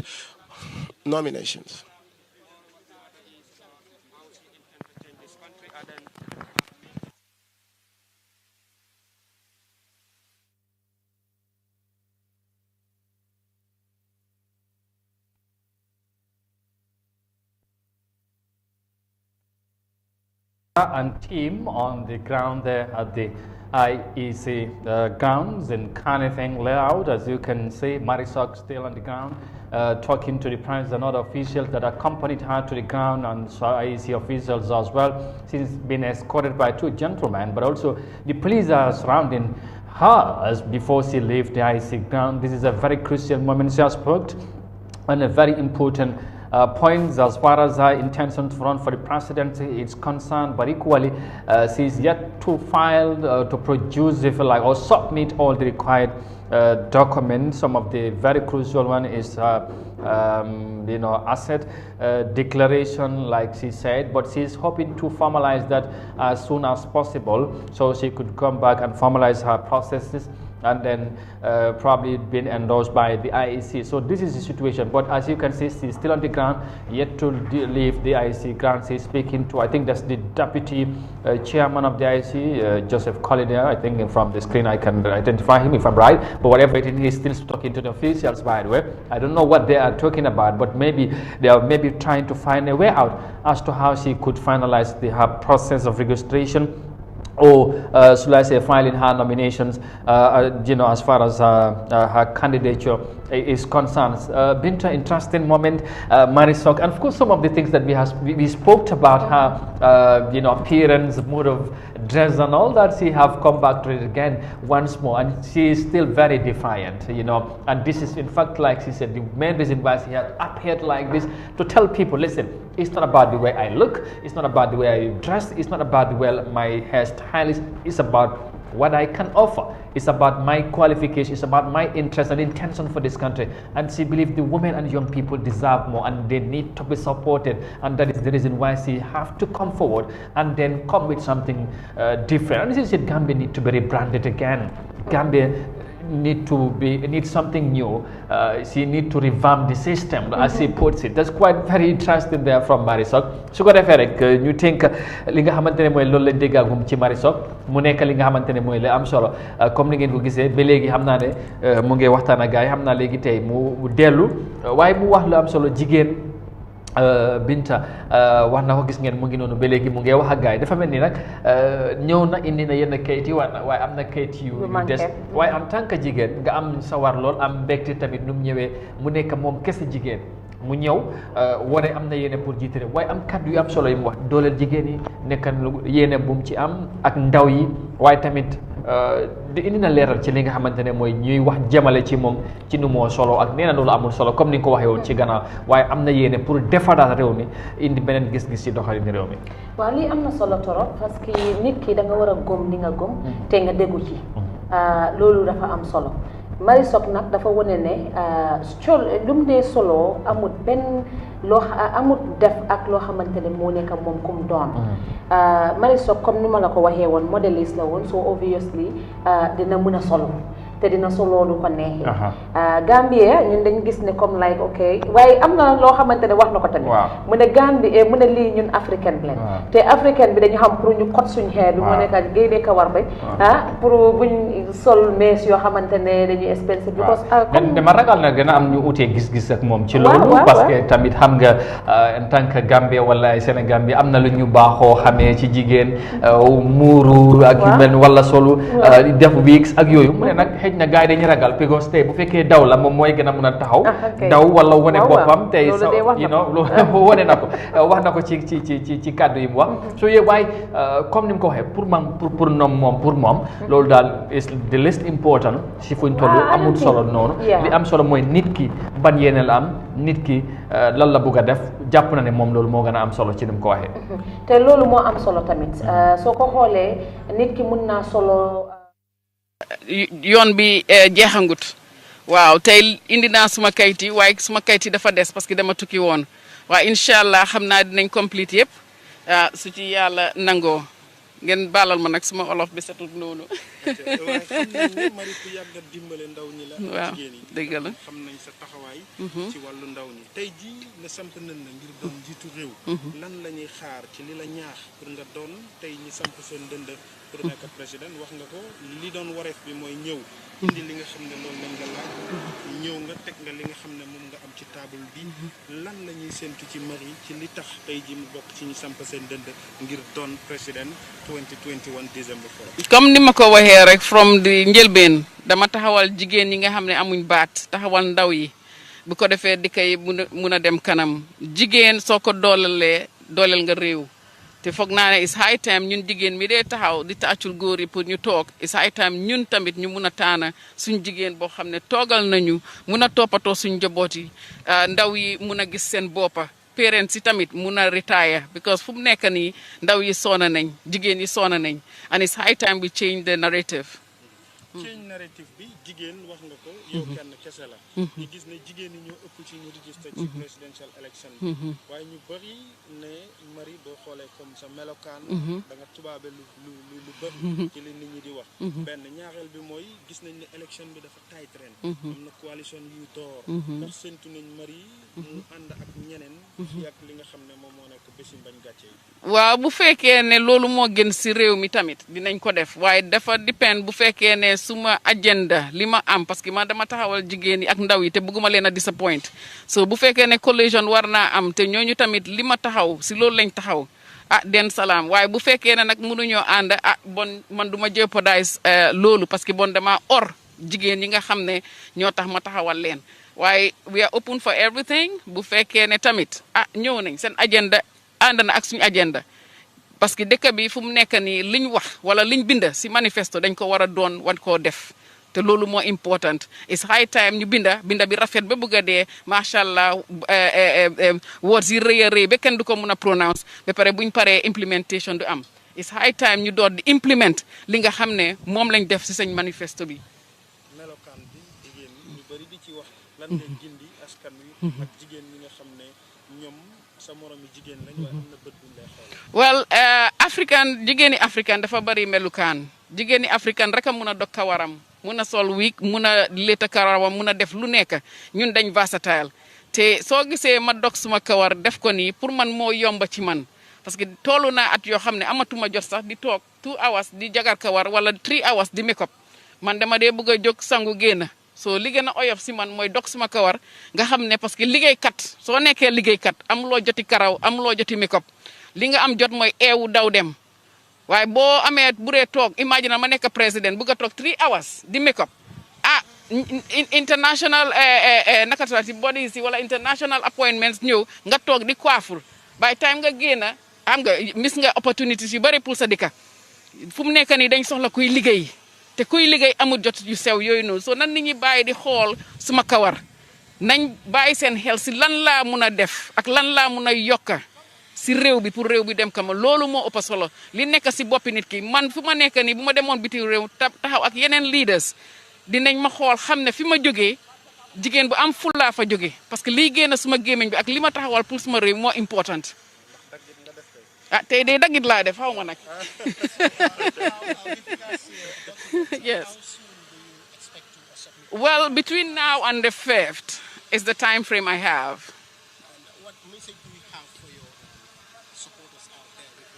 Well, my supporters, I'm telling them if the documents are in their area, let us fast track everything that it comes over because we need them. And I tell my supporters to not relent. We are in this to win it, but if we don't win, also let them know that we have a plan B. They all know that. So it is elections. Only one person can win, right? But let them all focus and do everything peacefully, amicably with everybody else. We are all Gambians at the end of the day. Come December 5th, if you don't have the chance to stand to win as president, do you wish to work with the government? Well, like I said, it depends if they have the same ideology and agenda as I have. Working with somebody and does not have the same agenda as you beats the purpose. Then you're going to work double time and there's no effect. So sometimes if working with the government does not help you to achieve what you stand for, you can still as a citizen work on your own with your team to achieve that because it is our duty to also as citizens contribute to the development of the country. And finally, what message do you have for the fellow females out there with regards to holding political positions? Because we've known that like in the Gambia, if you want to stand for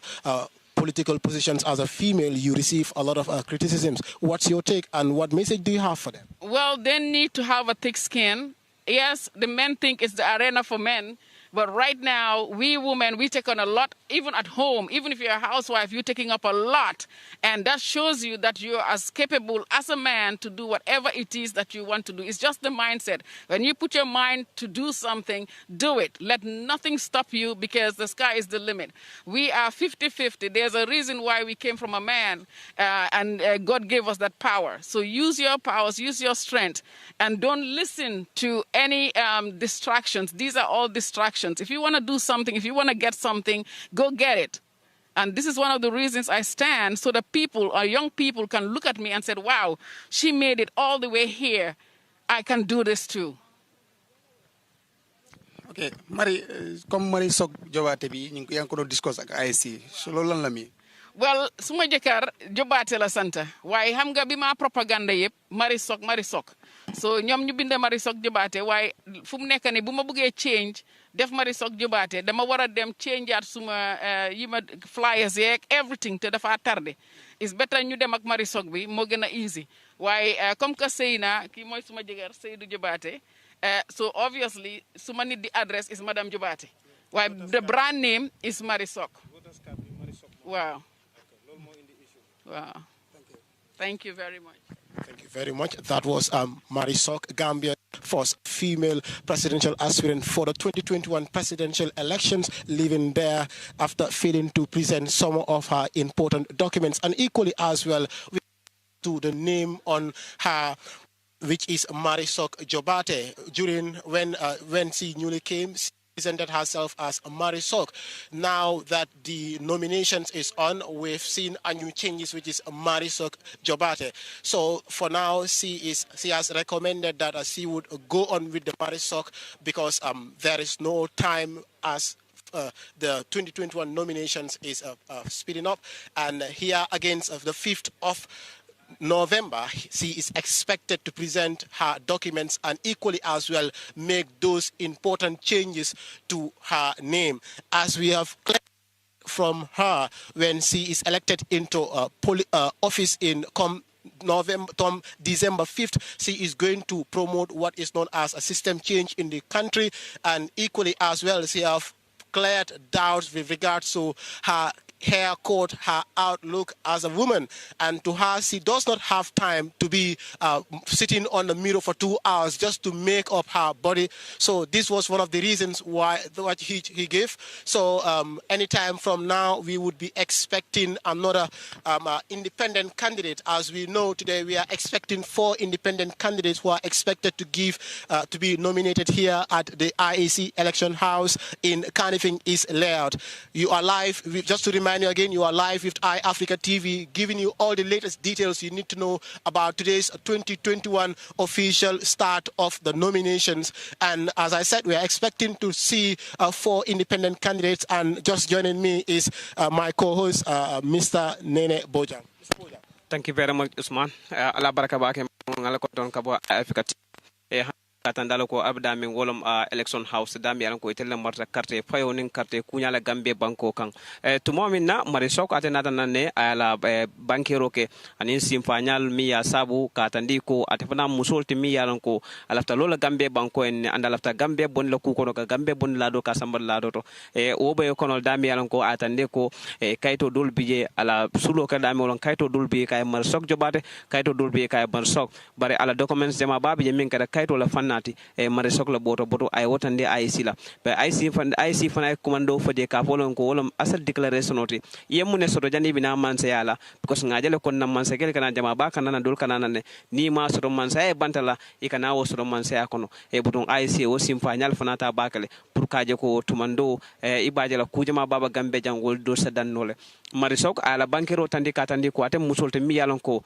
ay dankene asoro ko asa Gambe sammano asa Gambe bono lado asa sammano lado tole wo hamo duntala wo sewo duntala ako ata sira no ko musto malka sinyamin barasa minkeno wolo nende ko ka finti ka bankoni ni Gambe dingolo bulo kono pour ka bankoni ni fannala mi yalon ko asa lono ka ke Gambe president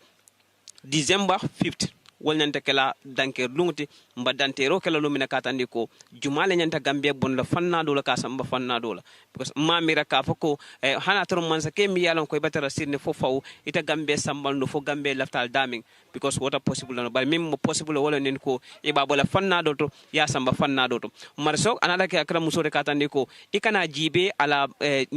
nyar la komin ka fako ala fintinya wala ala tamanya wala ala halu fanna kana wojibe bare ba min jibe wala niko atema musolti mune ba kono anasa mune keno ani mu yakarle ba kono mu hamel ba kono pour que Gambia mu daka bondi fannado ka sama tunkundoro alnal badi mal nene mes bojan katandala ko alka Eyeafrica TV alkol jibe kabonan banjun sate kono Gambia e buton Mr Nyambi jane Modou Nyang butong afanas na nang afom badi ngol nisruwa kan wala nga mimbe fo nisruwa kan wala ani surwa kan wala ani angale kan wala kata mandika kan wala mbinam ba fala ni sarakule kan wala ani fula kan ani kanto mal ko teng Eyeafrica TV live kabonang election house di Gambia. jërëjëf ñi Eyeafrica TV ñi ngi fii si AIC comme ni leen ko waxee rek candidate bu fi jógee ñëw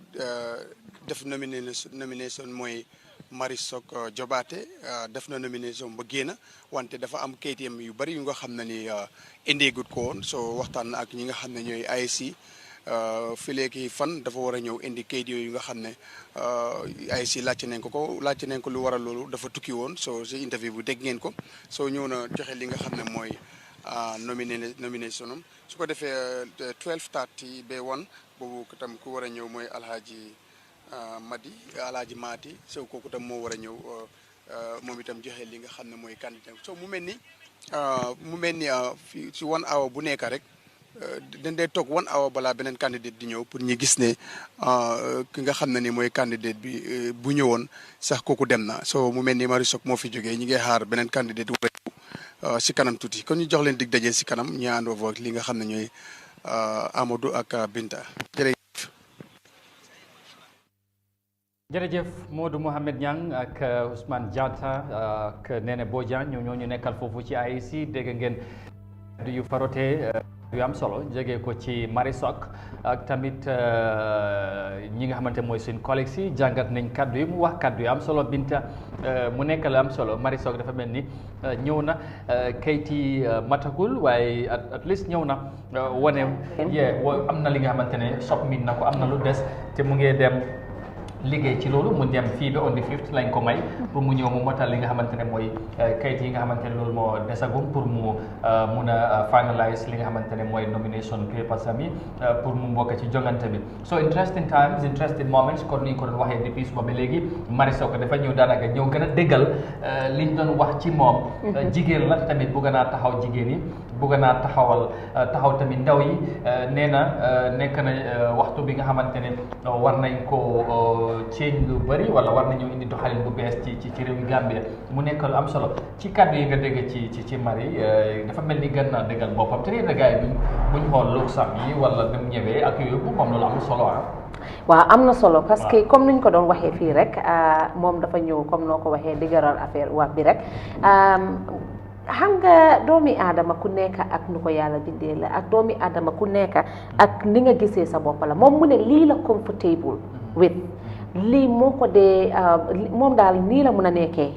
so foog naa nit ñi mun nañ koo may loolu parce que foog naa doomu aadama bu nekk yow tamit xam nga ku nekk daal xam naa ne man am na nu ma mel ñu bari duñ ko buggee noonu yow tamit am nga ni nga mel ñu bari duñ ko buggee noonu waaye xam nga duñu mun a satisfy ñëpp daal waaw am na ñoo xamante ne of course appreciate nañ ko ak lifestyle am so moom nii la mel so nañ ko may loolu noonu loolu moo gën a am solo comme nu mu ko waxee rek lu gën a important mooy deliver lu mu am pour deliver pour réew mi absolument so boo seetee nomination bi nu mu ñëwee dafa mel ni àndul ak nit ñu bari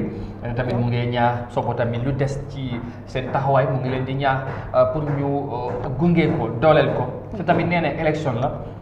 nekkul pour dañ ñëw pour wane dañoo win by force is either ñu win wala ñu ñàkkaa win waaye yéene bi mooy taxaw pour am yéene pour yóbbu réewi Gambie te dafa wax kàddu gu am solo mooy ci wàllum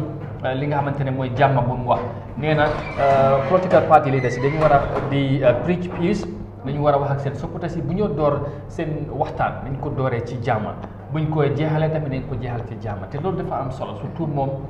nee na jigéen la yaay la te tamit am na ay doom te tamit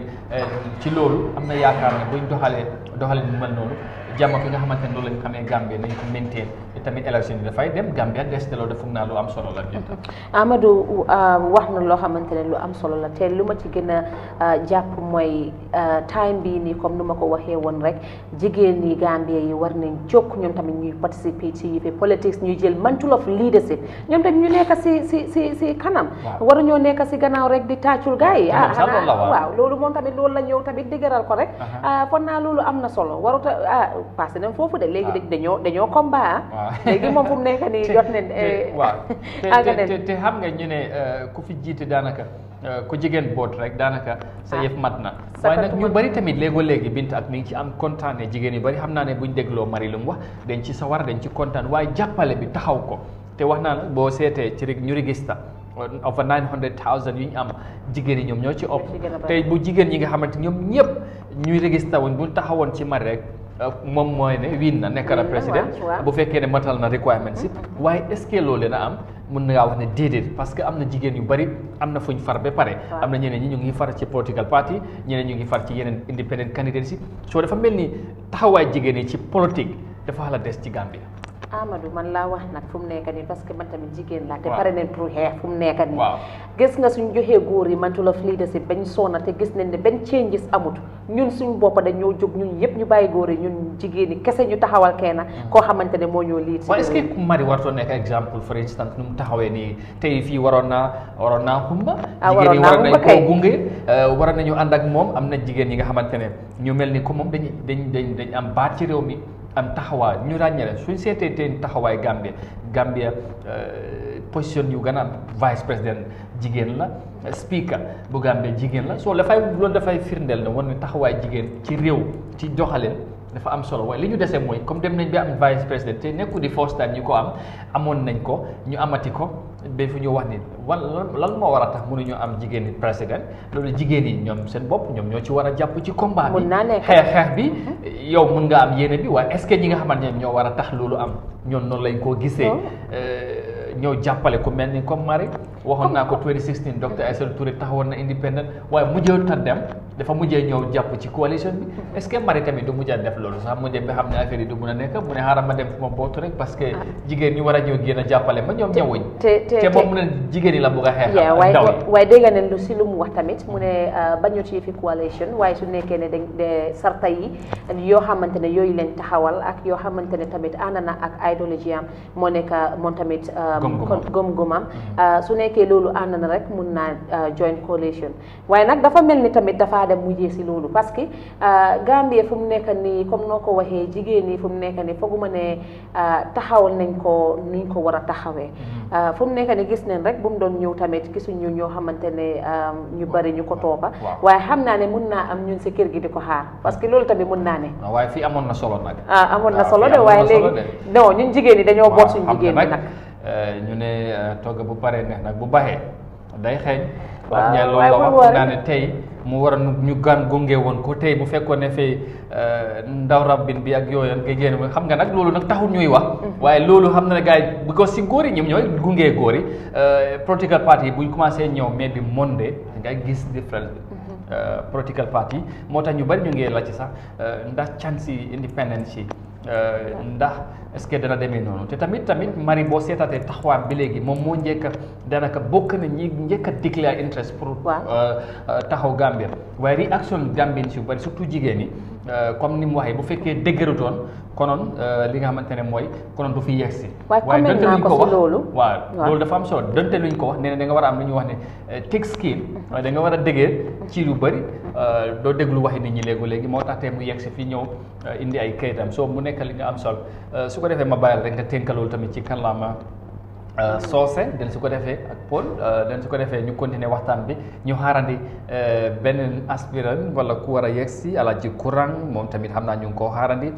Joseph moom moo waroon a jiitu gisaguñ ko xaw ma lu xew te tamit Matthew tamit war naa yegsi indi kayitam ñoom yëpp war nañoo submit seen nomination papers yi ci AIC ñu bàyyi la nga tënk loolu ci kàllaama Mandinka wa Amadou Abarka Bake mbaɗi on hanni sahen pour ka falle ɗon alɓe Eyeafrica TV le jiiɓe kan animino ɓe steeringal e studio kono jang wolem Amadou Kanteti anin Kandeti anin Binte Diallo and of course nan mol fanan soto mbiɗa yalon ko wolle ɓe siriñena IEC bungoto jaran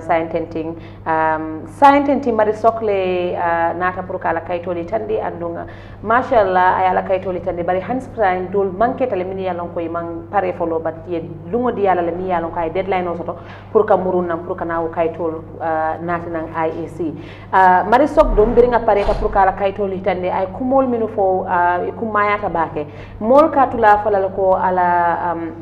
ala feŋola ka minnu dunga nala ñiŋ kuŋo a be ñaamiŋ a ye kuŋo li ñaamiŋ moolu ka tula fo la baake comme a ma ñanna kela teŋ a ñanta kela teŋ na a ma ñanna kela teŋ bat a ko wo bee maŋ kummaya miŋ gena kummayata wo lem ñinti ko a ye miŋ soto Gambia diŋol ye a ye miŋ soto miŋ ba jisoo kono pour ka ke moolu ye wo dammaale kummayata ate to a ko niŋ ye a jiibee faŋ ate mu musulite miŋ ye a loŋ ko a ma waatoo soto pour ka taa ka si 2 hours 1 hour pour ka ñaadaadada a ma waatoo soto pour ka taa si 1 hour 2 hours pour ka kuŋo debe ka wigo ɗum pour ayta ko nanata borola nak atebe musuda jamal danna silo ka ne wo kummayata baake ñimo kultimi yalon ko mari sok wala fo kibar talal ye min yalon ko be IEC bumoto ji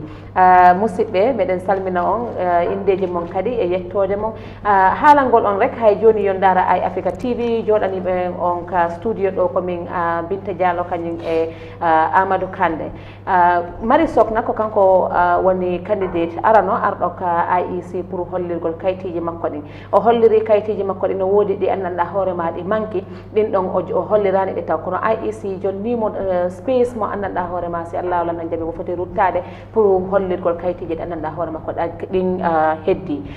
gila o holliri noon kaytiji makko ɗin o yewtidi e ɓe anndanɗa hoore ma kamɓe woni toon ƴettalngol men kibariji ɗi ko ɗum ɗo noon o yewtidi e maɓɓe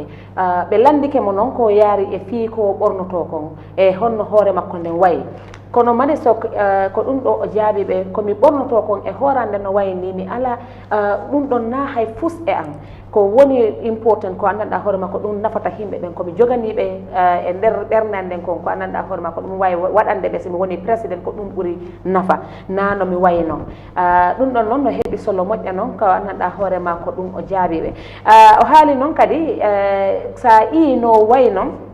kanko ko neɗɗo mananɗa hoore ma ko liggere ko anndi te o ala time pour jooɗagol haalugol 1 hour 2 hours o moƴƴina yeeso makko ngo ma ɗum o kooma e hoore makko ne ma ɗum o yahay ka salon pour moƴƴingol hoore makko ne o ala on time kono noon o haali goɗɗum kadi ko anndanɗa hoore ma ko ɗum ɓuri heɓde solo minen ɗo minen ɓe rewɓe oɗo mes ɗo men hawkirde moni ma ɗum hawkirde moni min haala meɗen dogude mi sikki kanko mo nanɗa hoore ma ala hay fus ko hawkata o ala makeup kanko attoto hewtude kawa yata toon Amadou ko ɗum ɗo tun wonno ko anndanɗa hoore ma yewtidi e maɓɓe jarama Binta no haaliɗa noon ko noon tigi o woliri kanko Marisol ɓay hande ko ñalande nanaɗa hoorema ñalande wondude nafa ko nder leydi ɓay élection on fayda woɗɗa nomination on kadi koye ɗum tawa suko defee rek mbokk yi ñu continuer rek ba léegi ñu fàttali leen yéen a ngi ànd ak Eyeafrica TV ci nomination day bi nga xamante ne Gambie yëpp ñu ngi toog di seetaan di xaar ñi nga xamante ne ñu ngi ci biti réew tamit di ànd ak ñun ci suñ social media plateforme yi wala ci satellite bi di seetaan ñu war a leen xamale indil leen lépp li nga xamante ne xew na ci wàllu nomination bi wala ruusee na ci ñu def ci jàngat yu am solo waaye tamit ñu xamale leen ak ñi nga xamante ne tey ñoom ñoo war a ñëw indi seen kayit yi pour ñu yóbbu ko ci IEC ñu càmbar ko def ci jàngat xam ndax ñoom liñ leen laaj pour ñu matal ko ci ay sart balaa ñoo taxaw pour bokk ci jongante bi matal nañ ko parce que lenn dafa am da ngay am yéene bi wax Gambien si surtout su fekkee ne formuloo parti nga nekk independent candidate lu daanaka lu bëri du la war waaye bu demee ba nomination si door si la ñoo xam nag da déggantaan pare nga pour soobu ci géew gi ci làmb ji pour jongante ak mbor yi nga xamante ñoom ñoo nekk ci làmb ji wala ci biir géew gi loolu nag dana nekk lu am solo gis nañ ne tey yëf yi dafa xala dal ndax tey independence yi kese ñoom ñoo war a ñëw waaye xam naa ne dooree ko foog naa ne Monday dem ba Tuesday Wednesday yooyu ba balaa moo jeex si Thursday on the 5th nañ gis li nga xamante ne mooy ndiiraan wala coow bu bëri ci li aju ci wàllu nomination bi parce que xam ngeen ne political parties bu ñëwee mbooloo moo leen di topp ku ne mu ngee ku ne dina bëgg a wane boppam ci mbooloo bi nga am ak tamit ñu lay gunge parce que tamit ñu bëri nañ ci def analysis def ci jàngat pour xam fan leen jëm suba ci wàllum élection bi ñu dugg ci campagne bi boobu tamit beneen component bu am solo la li aju ci wàllu élection bi Binta xam naa ne nekk na lu am solo Marisol bu demee dina jàngat lim gis ak lan lañ ko xam na ne li koy xaar gis na mbir mi nu mu demee gaa ngi koo laajte tamit ana supporter si ak yooyu mu nekk li nga xamante ne mooy li am solo waaye tamit ñu bari ñu ngi wax ne Marie dafa tukki woon nekkutoon fii pour def grand level bi pour tamit ñu gis ni comme yeneen independence yi nuñ ko defee ñu mel ni comme ñoom Essa Faal ñoom Banki def seen political rallies ab stit nit ñi xam ne waa ñii moom am na ñi nga xamante ñu ngi seen gannaaw maas yi ñoom Marisol ak ñeneen ñi ñoom Alaji Courant ñoom Mathieu gisuñ ak ñu def lu mel noonu est-ce que jàpp nga ne loolu dina nekk différence ak ñeneen ñi nga xamante ne mooy indépendance ñoom Essa Fall mu nekk ni mu ngi doon too réew mi xam naa war naa ñib si wala mu ngi ci yoon bi ñoom Alaji Courant gisuñ ñu def ñu mel ni comme ay rallye ñoom Mathieu ak Marisol waaye ndax li mun naa indi am any impact mun naa am impact si seen campagne struggle bi li tax Gambien si war leen toppa parce que tamit mbooloo donte ne loo mun a wax dafa am solo ci période buñ nekk ci looy wane ci ñi nga xam ne yow lañ gëm ànd ak yow gunge la xam yéene boobu noonu jàppale la pour yéene bi nga am mu mat mooy pour jiite réew waaw loolu am na solo torop te loo xamante ne la waroon naa nekk waaye comme noo ko waxee rek parce que man tamit déggoon naa ne nekkutoon si biir réew mi dafa tukki woon waaye waroon naa am exécutif yoo xamante ne dañ waroon a nekk si réew mi di def ground work bi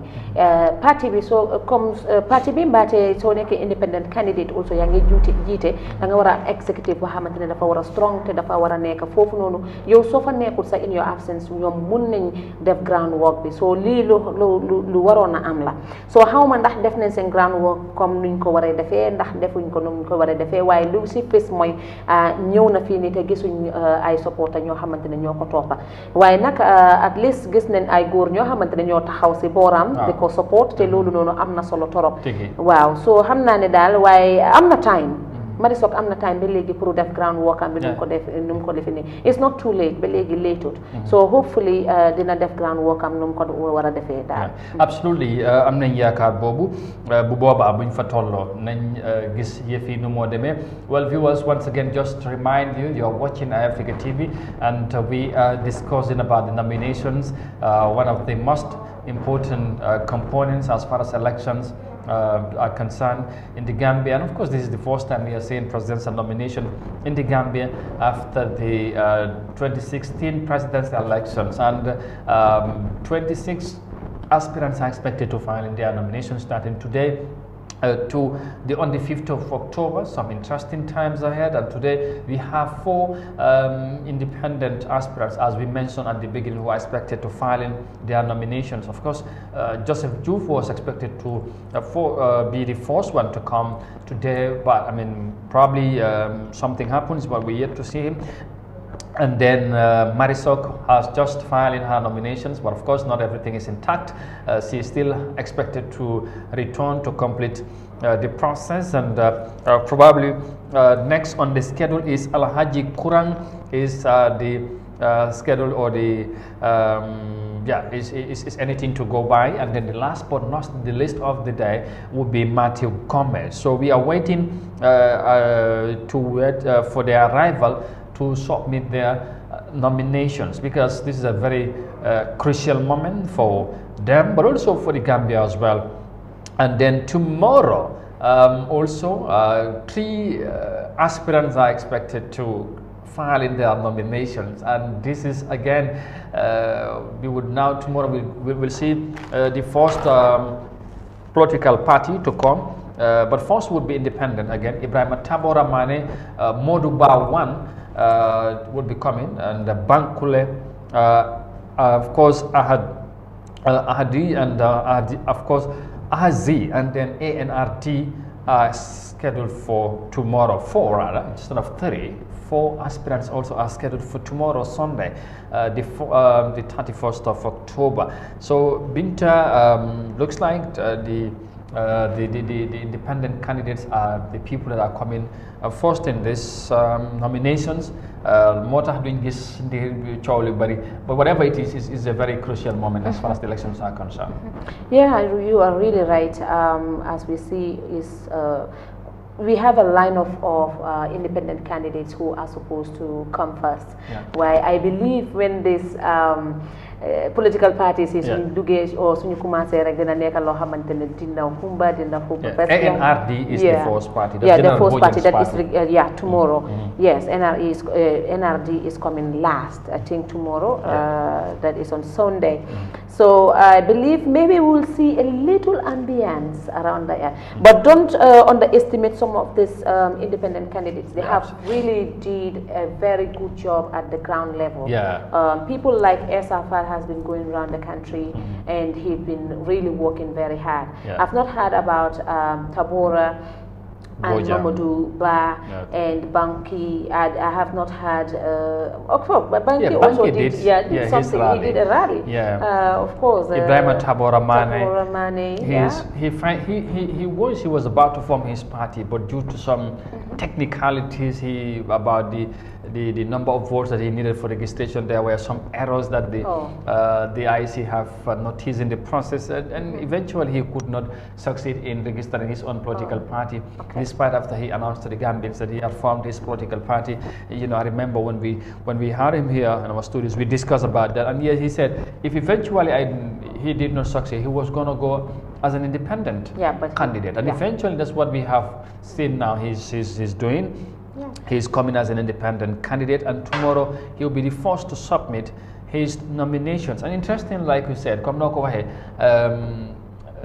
some of these independent ñoom tamit ñu ngi def seen groundwork. You know sometimes tamit politics doo dee xam. nit mun naa ànd ak yow di la tàccul di la dooleel nga ñëpp ne yow la élection si ñu dem fa nit ñi dem ñu votal keneen because you can tell so loolu tamit dafa am solo mbooloo mi gaa ci politique am na solo bu baax a baax parce que tamit ñeneen nit ñi décidé guñ kan la ñoo votal waaw lu ñoo xool mooy nit ñi kan lañ gën a àndal bu boobaa bu ñu jàppee ne fii kii moo ëpp ay nit ci liñ gis seen bot si so loolu la ñoo sukkandeku ñu votal nit ki ñeneen ñi tamit duñ bàyyi xel sax ay policies ak programmes kii lan la wax non ñoom nit ñi la ñoo seet moo tax political party da nga gis ne advantage boobu la ñoo use fexe bu ñoo def seen rallies bu ñoo def seen tour bu ñoo def seen campagne fexe am mbooloo bu bëri boo soo seetee bu ñu jógee fan yi génn nii luñ gis si ay mbooloo ci political party UDP luñ wane GDC luñ wane NPP ak APRC ak yeneen political party yi luñ wane ak coalition bi nga xamante ne ñu ngi judd political party bu nekk mu ngi wane boppam Essa Faal li mu wane ci buffer zone bi banque li mu wane ci mbooloo so yooyu yëpp ay mandarga yi nga xamante ne ku ne xam na ne mbooloo bi dana am solo because da nga am li ñoo wax ne undesired voters yi nga xamante ne xamaguñ ñoom kan la ñoo votal ñooñu mun nañoo gis nañu ne jàpp ne kii moo am chance pour win arama votal ko rek bu ma votalee diw du win donte ne xëj na sax boo votalan keneen ki kooku moo am policies ak programmes yi nga xamante ne moo gën a baax ci Gambia Binta Amadou xam nga suñ ñëwee si ay policy and program of course gis naa fi si biir country bi dem naa through some manifestos yoo xamante ne they have a very beautiful manifesto of course am na policies yoo xamante ne policy yu baax leen but xam nga luy problème bi at the end of the day suñ ñëwee ba gagné duñ dee doxalee loolu comme niñ ko war a doxalee so nit ñi dañ dee sonna si loolu trop so waaye nag am na solo nag pour ñu xool seen programme si loo xamante ne loolu la gars yi wax ne loolu lañ amal suñ réew mi loolu lañ amal citizens yi loolu lañ amal voters yi suñ leen voté in office waaye nag tamit mun nañ leen held to account because ñoom ñoo waxoon lii at the end of the day mun nañ leen delloo si wax boobu noonu ñu ne leen ne yooyu leen waxoon yéen waxoon lii waaye nag benn mistake boo xamante ne loolu la Gambien yi day def loolu noonu dafa sonal Gambian voters yi bu baax yow nit ki tey su ñëwee si yow mu ne la ne dinaa la jëndal kër dinaa la defaral lii soo ma votalee mbaate dinaa la jox saaku maalo dinaa la jox diwlin dinaa la defaral lii kooku ñëw wiin after 5 years mën na la defaral dara defut ko nga gis ko benn sa defut ko nga gis ko ñaar defut ko moom nga gis ko so yow ngay ñëwaat di joxaat kooku noonu sa carte that is something that is really not necessary man daal dama believe ne yaa ma diggoon lii nga ne di ma ko defaral su ma la votalee make sure nga def ko balaa beneen di jot parce que du ma la jox suma carte fekk def loolu loo ma diggoon voilà absolument mu nekk lu am solo dafa am ku ma doon waxal ñu ngi waxtaan ci fi politique mu ne ma moom 2021 lay xam ne ndax Gambien si mun nañoo tànnal seen bopp njiiti réew bi leen doy ki ñu jàpp ne am nañ yaakaar ci moom te ñu jàpp ne dana transform réew mi dana indi development dana indi transformation bi nga xamante ne loolu lañ yàgga joytu ci biir réew mi loolu la wax parce que nee na boo seetee first président bi mooy di late président Sir Dawda Kairaba Jawara nu mu ñëwee ci réew mi jamono independence la woon dafa am ñi mu àndal xeex bi ñu gëm ko jiital ko for 33 years mu ngi fi second président bi mooy former président Jammeh nu mu ñëwee coup d'état la ñu bëri daanaka loolu rafet luñ ko ak yooyu waaye moom tey mu ñëw Gambien si gëm ko ànd ak moom for 22 years 2016 wi Gambien si ne bëgg nañ change boobu tamit ñëpp ànd ak booloo ñeneen na Jammeh dem xalaatuñ kan mooy ñëw seetuñ ban lan la am ak lan lay indi ñoom luñ bëggoon mooy changes ñëpp boole seen doole da ngay gis ne after bu demee ba changes am ci doxalin bi ñoom ñi nga xamante ñoom ñoo booloo woon pour indi changes yi ute nañ gis-gis jaxasoo am ñu génn ci système bi am ñu wax ne lii kii gëmatuñ ki nga xamante ni moom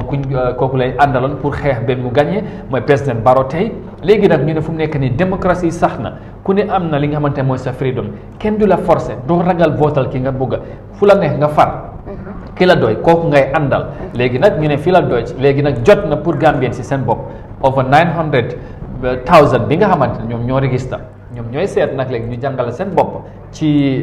25 ak wala 20 lu ëpp ñaari fukk ñi nga xam ne ñoom ñoo taxaw pour bugg a réew mi kam lañ jàpp ne moom moo nekk di best among the number bi nga xamante ñoom ñoo taxaw lu Gambien si ñoom ñoo koy def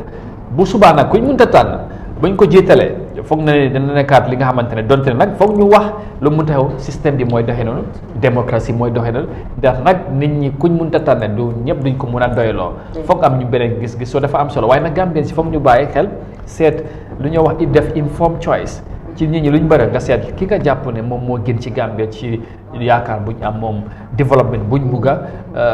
moom mu ñu koo indil te foog naa ne loolu dafa am solo parce que Amadou comme noo waxoon rek moo nekk nit ñoo xamante ne dañoo toog di xool kan moo gën a am crowd kan moo gën a am nit ñu bari foog naa loolu amul solo parce que mun ngaa am nit ñu bari te doo mun a deliver te soo deliver wu tamit ñun ñoo sonna ñun doomi réew mi ñooy sonna parce que ñun amuñu fenn fu ñoo dem Gambia as a Gambian citizen soo demee Sénégal dangaa dellu si waat si Gambia because doo am benn right foofu noonu right bi nga am sa biir réew so loolu moo tax bu ñu xool ñoo koo xamante ne waaw dafa bari nit dafa bari mbooloo ñu dem ñuy votal kooku noonu mbaate diw suma mbokk la mbaate diw ñoo jógee fii nii mbaate diw nii bul xool loolu xoolal diw boobu noonu lan la mën a defaral réew mi loolu moo gën a am solo votalal nit koo xamante ne mun naa yow réew mi te doo soona at least waxuñu government bi mun naa def yëpp kenn du mun a wax loolu noonu waaye nag at least 85% of the needs of at least 75% sax of the needs of the citizens or electorate mun nga koo at least faj fo naa loolu am na solo trop Amadou absolutely parce que fu ñu toll nii nag ñi taxaw yëpp ku ne dina wax ne man maa man ak ñi ma àndal ñun ñoo nekk di best for the Gambia but then man mun naa ko wax kenn mun na ko wax waaye nag ki nga xamante ne yaa ngi ci réew mi sa taxawaay Gambien si xam nañ ko li nga mun Gambien si xam nañ ko ki nga doon Gambien si xam nañ ko lan lañ war a xaar ci yow nag loolu moo am solo waaye léegi Gambien si ñoom ñoo ci des ci fuñ jëm dafa am solo lool for over 50 years Gambia ñu bari di jàpp ne réew Gambia waroon naa rom weesu fu mu nekk right now in terms of development in terms of yokkute waaye nag lépp loo gis tamit nag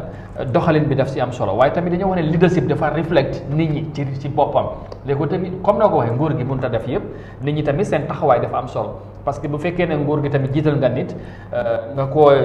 nga indi yeneen doxalin tànki bukki ci doxalin bi dafay metti lool ci pour réew mi dox niñ ko bëggee waaye daal am nañ yaakaar comme nomination bi door na tey ñu ngi xaarande ñeneen tamit ñu ñëw Gambien si ñu ngi seetaan ñu ngi bàyyi xel bu baax a baax incha allah bu boobaa nañ dugg ci campagne bi ñu am yaakaar dina nekk campagne bu ànd ak dal campagne bu nga xamante ne ci jàmm lay amee den su ko defee on the 4th ku ne Gambien si eew ak jaama dem sànnil ki nga xam ku nekk ki la doy nga sànnil ko binta foog naa loolu dafa am solo nga tënka loolu tamit ci kàllaama mandinka rek ba léegi comme ñu ngi fàttale gars yi ñu ngi xaarandi di next ci gars yi ki war a ñëw foog naa ne alaaji courant wala su fekkee ne kenn la ci ñoom moom mooy ñëw rek mu file nomination am bi ñu ngi xaarandi loolu insha allah mbaɗigol ñanta ñamen na bakele men na quartier kesol dila min na jibe ku na kisi na lon ko ñim mo molti mi ya lon ka sini banko sambano ñaato moma foko man sakunda ba be nola le because hani Electoral kono ita be kenola of course ite mo be la need so satisfy nola but min tata for at least 75% ila dimba yala need so to ñanta katala le yono mbekkuma kilin fola jang wala ñinti ko comme na fa Amadou ye ñame wala ñinti ko ninte nata bi Electoral ko non koy ko carte fay ñen kata president wote beñin ñin kelele nata ke president wote ye carte dinna ye illa tan nakumule carte dinna na nata ke president wote ngañeta nata ke president wote man na wo ku kilimo mi yalon ko na foyenu ko mbakelele make nana nte mo kilimo ko take nana murun nan ko take nana foye ko lafte la carte ke solla ite mo kilimo ko take i mañenen ka ite ñine fo nun jande bari imake nana na carte ke so tana di la ko take abe mol batande la bakele mol jamal dum be sirin comme Amadou ya fo nun ñamen ko e malon e ñanta carte fay la jumale parce que i malon e confuse sale saintenti ba jibe kan momi yalon ko wala mol soto ka tammi wodolti e be tela carte ke so di la walla ñi mu kulti mi yalon ko ñentan hakilo tula tole and because nina ke mistake la le and malla fika mistake ko mi yalon ko aben dingol fanan torala aben tol fango torala ben dimbayal torala manya na sonna wala mbede yamala na baade musolu ye min yalon ko e tol mu musol letin tol laka gena tora nana ta batala karola mba falale ko nal balla carte keso tala albadi la bingo min na candidate wo candidate ala make sure aliadi the right candidate la ala make sure aliadi candidate wala mi yalon ko abe mol na fala sama sinin abe na dimbayal na fala sama sinin nkana jibe kon kon na nyinkari lonne na bota nyin dulan na bota nyinela na jibe mo mi yalon ko wala nyanta sate o nyin sambala nyaato ntol na Gambia dam male soto ntol mo Gambia no lete nin finta banta man right to jeto bari fon sa muruna na sate oto pour ka make sure ne nan nin right to min to na sate oto pour ka exercise wolem dorong ya maroti mi yalon ko nin Amadou be na wole sotale musibbe fulbe meden haala na won hay joni yondara Eyeafrica TV mi ngi Amadou Kante won do ko me wone yewtude kon joni ni ko dum woni ko yaari e fi hawkangol kartal jonnugol kartal mangal neddo ma anda hoore ma anda fi makko yen andi himbe duudi be do be jodi kambe be anda taw ko hombe be foti jondude kartal mabbe ngal ko hifi hondu be faala habbare be dara ko hombo buri hebude himbe be anda hoore makko be woni duudi aha so ko dum woni non problème on don non sen wadi dum don ko en tampinay hoore men en tampinay bibbe men en tampinay leydi ndin tele dum ko anda hoore ma yen foti accirde hakkil men kala mo anda hoore ma ya jonna kartal mangal ya votanamo ya foti andude ko hombo wonda e votande net yo neddo mo anda hoore ma no way nabude leydi ndi si tawi non presidential candidate ari ka galle mon haalani on ko dum do e dum do e dum don fo wawi on wadande te on tigon wawani on wadande dum don on fotanimo o gagnike o wawani on wadande dum don next election kadi si on tigon ari kadi wadugol campagne ka galle mon haalani on ko dum do mi wawi on wadande wimo ko dum do haalnoda ko yawti kono a wadano ta holo on pour jonnugol mo kartal ma parce que hay goto haalani gouverneur nano way wadde fo be wawata laamu ngum be wawata wadde fo kono non at least 75% ko nanda hoore ma ko dum woni needsiji men dimbe foti wadde dum don sohloji men dimbe foti wadde dum don ko dum woni ko nanda hoore ma mi Amadou meden yewta do ko dum do woni ko nanda hoore ma meden hebi pour haalangol on waton jode ka galle daron haalugol ko dum do mi woni wadde mi do habbade si o do hebi himbe dudube mi jokka on do waton wade dum don daare on tigo mojjanon andon o do de mi holike mo way nabude leydi ndi jonnon mo kartal mongal 5 years duuɓi jowi na duuɓi na balɗe jowi na lebbi jowi na jonte jowi ɗum no ɗuuɗi pour jooɗagol haray ɗum fo ya tirfo so komin haalata kon angaleje ɗin ko haalata kon fo vote wisely Amadou wallan ɗon e pulal kar waɗi accida hakkillar mo ɓeysino wotude ndara konɗa hoore makko woni nafata on tigui wawi kadi nafa leydi parce que ɗum no wonde e nafa moƴƴa binta andi kam wonɗen ɗo fewno ɗo mo ɓe artidara wiya ko min woni best candidate komin ɓuuri moƴƴude komin wawata wadde komin kawata exactly so kono at the end of the day ko Gambian ɓe ɓen ko ɓenata kon kamɓe heddoto e maɓɓe kamɓe darata monana hoore ma kon ɗon ɓe sikki si ɓe wotani on tigui o adda développement jam on kadi ko monana hoore ma Gambia ko ɗum andira ɗum ɗon kadi yimɓe ɓen fof o wona e jaam ɗum kadi no woodi ko gandanɗa hoore ma ko ma yimɓe gaccita hen hakkille kono noon haala ka no ɗuuɗi fenɗo cowoca on kono noon kadi politique kadi ko noon yarata si Allah jaaɓi just to remind you it's exactly midday in the Gambia 12 o'clock local time, and of course we are still waiting for the arrival of the next independent aspirants to the IEC to submit their nomination papers for perusal by the Independent Electoral Commission officials, and then it looks like it's going to be a long day, a long afternoon for all of us. But I know as you at home relax, today is Saturday, it's a weekend, and of course you would be watching and hoping to hear and know what's going to happen, what the presidential aspirants or aspiring candidates, what are they going to say with regards to their nominations, if they are endorsed or otherwise. As we have already heard from Marie Sox, she's very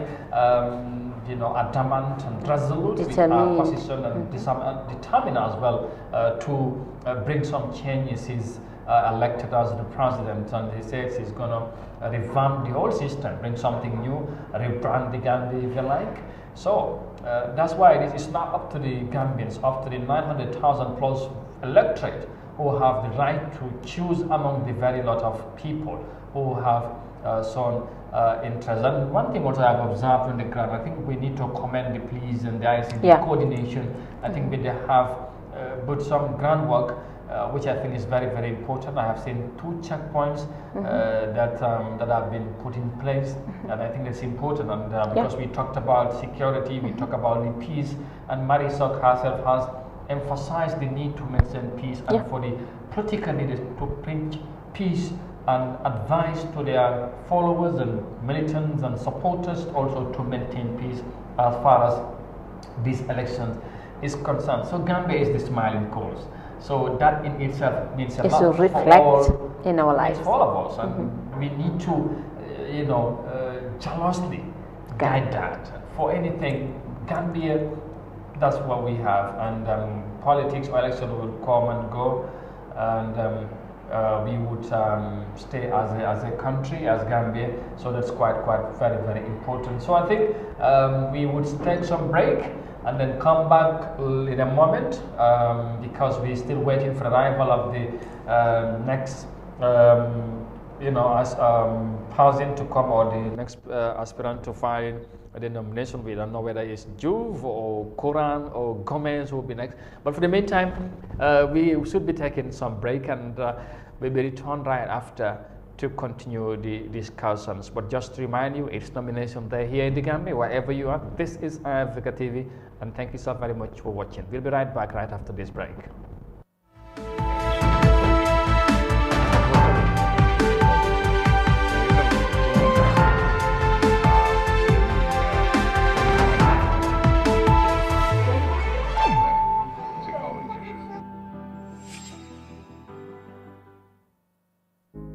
The pride we take in our brand,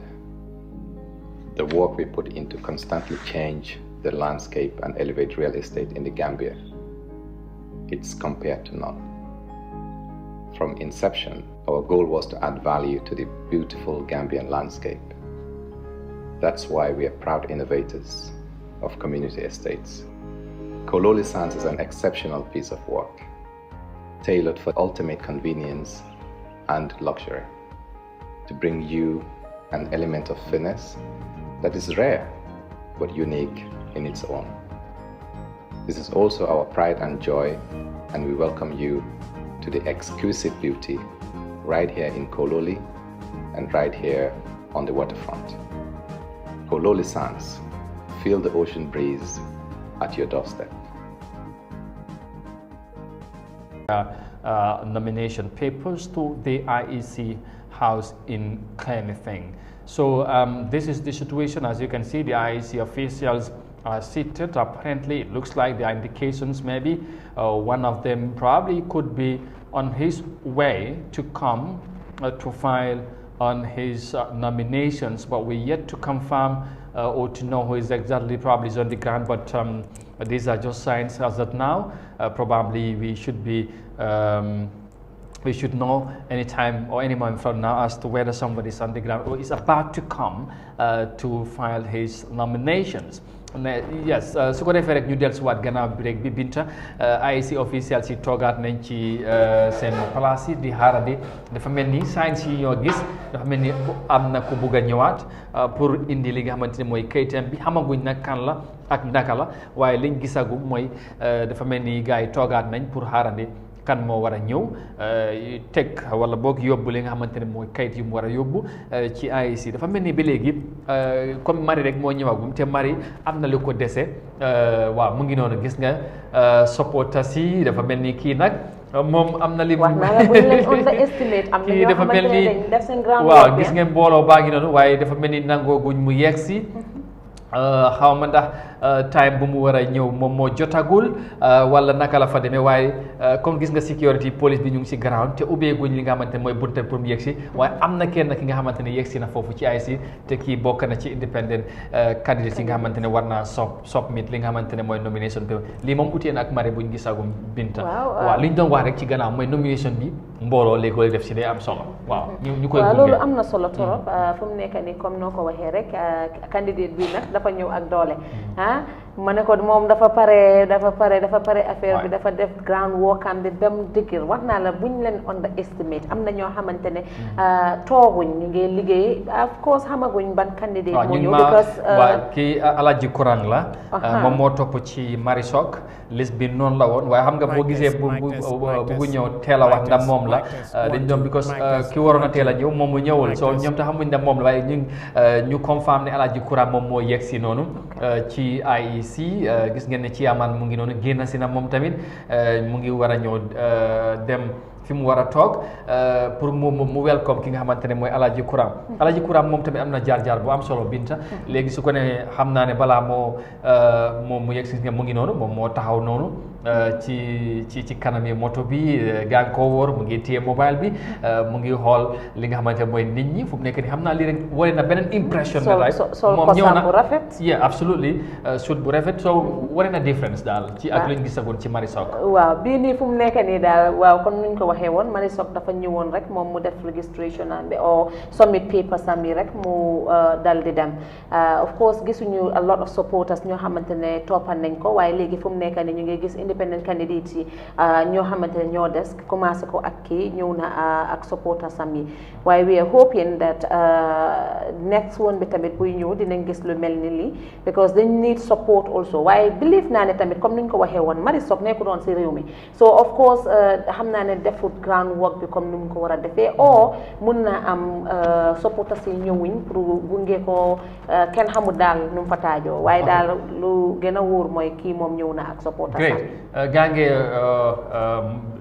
ñu ngi jéem a seet ñan ñoo war a dugga ak ñu warut a dugga waaye whilst they finalize the process you take us through briefly rek ci background kan mooy Kurang ñu xamale ko ak ñuy seetaan comme ki nga xamante mooy Alhaji Kurang moom moo egg si noonu Binta would just quickly take us through about his of his profile or biography if you like. Yes, Binta, quickly. Kurang has been a very successful person, of course, as we are going to briefly take our viewers on his background biography that we have here.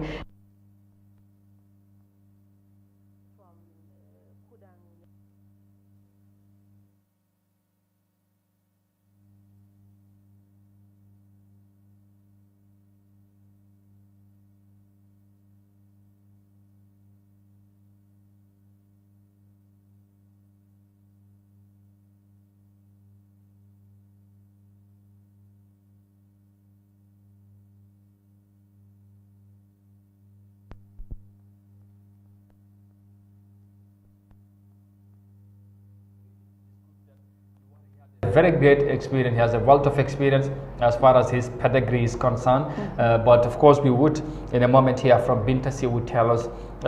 you know, about Alhaji Kurang and her biography. Yes, Binta, let's start again. So the viewers would exactly know who he is, and you know, I know we cannot tell you everything about it because he had a lengthy biography and all that. But we will just bring a brief of his... just brief of it and then... like I said before, he was born and raised in a very humble beginning in the village of Kudang Nyamina east of the Central River region to a farming parents. On 21st December 1970, Alhaji Kurang enrolled at the Kudang Primary School until 1982. He later attended St. Mary's Primary School in Banjul, where in 1984 he passed the common entrance exams with flying colors and enrolled at St. Augustine High School in September 1984. He in June 1989 he sat to the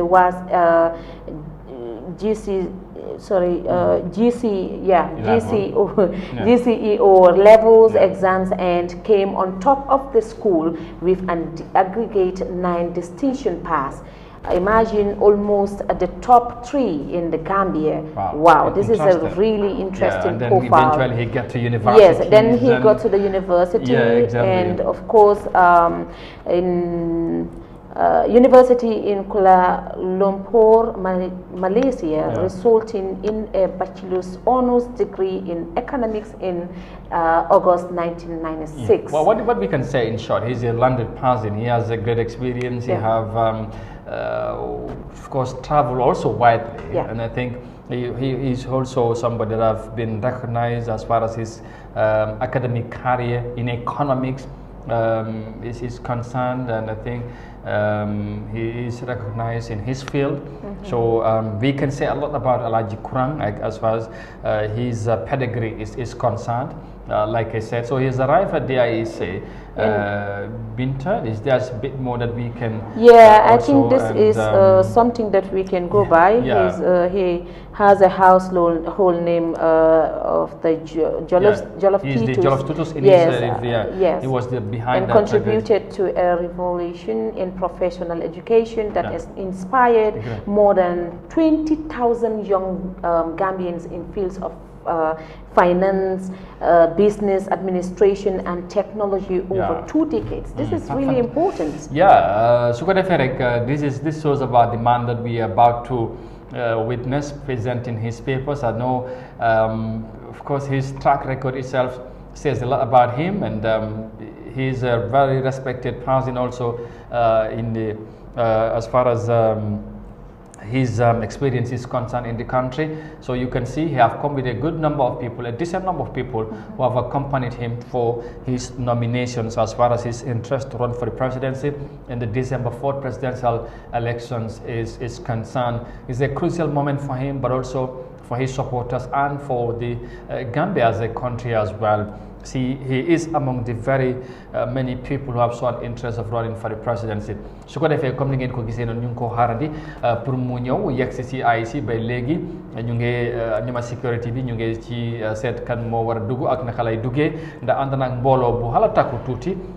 Red Cross tamit ñu ngi ci grand xam ngeen ne donte ne COVID-19 wàññeeku na but they are still on the ground fexe nit ñi ñu sol face mask daanaka ku fa nekk rek mu ngi sol sa face mask hand sanitizers tamit foog nga laal ko ba léegi gis ngeen gaa ngee dugga ñu ngee compter ñuy ànd ak moom white lañ sol militant sàmmi Alaaji Kuraan ku am jaar-jaar bu am solo la jaar-jaar bi nga xamante ne ak tamit li nga xamante ne mooy jàng na ci institution yu bari ci biir réew mi ak ci àdduna si mu nekk ki nga xamante ne foog naa ne kenn ku ñu ràññee la ci taxawaayam ci réew mi surtout ci wàllum jàng ak jàngale ci biir réew mi def na initiatives yu am solo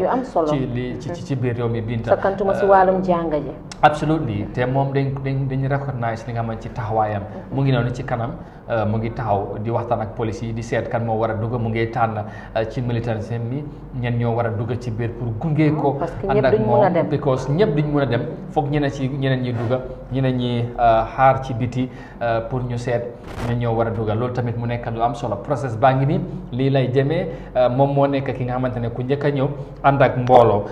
ci nomination bi soo Binta mu nekk li nga xamante ne mooy lu interesting gis nga gaa ngi taxaw fu mu nekk ni pour xaar ko ànd ak moom mu dem mu yóbba paper sam bi foofu ci official IEC gaa ngi ni toog Alaaji Momar Ndiaye ak ñi mu àndal député ak commissioners yëpp ñu ngi toog pour xaar Alaaji Kuraan ñu seet kayitam yi moom tamit waaw fu mu nekk ne mbir mi door na moo nekk of course soo gisee candidate boo xamante ne dafa ñëw ak supporters pour mu dem on time sax dafa difficult parce que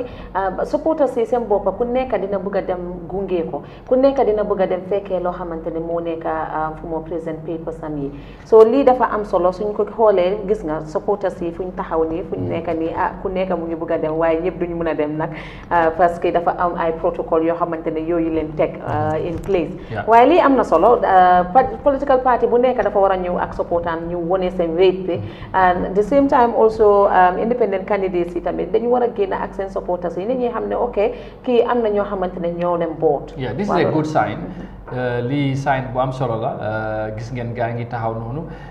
ñii lañ nangu ñu duggagum ci biir ñeneen ñi tamit ñu ngi ci gannaaw ñu ngi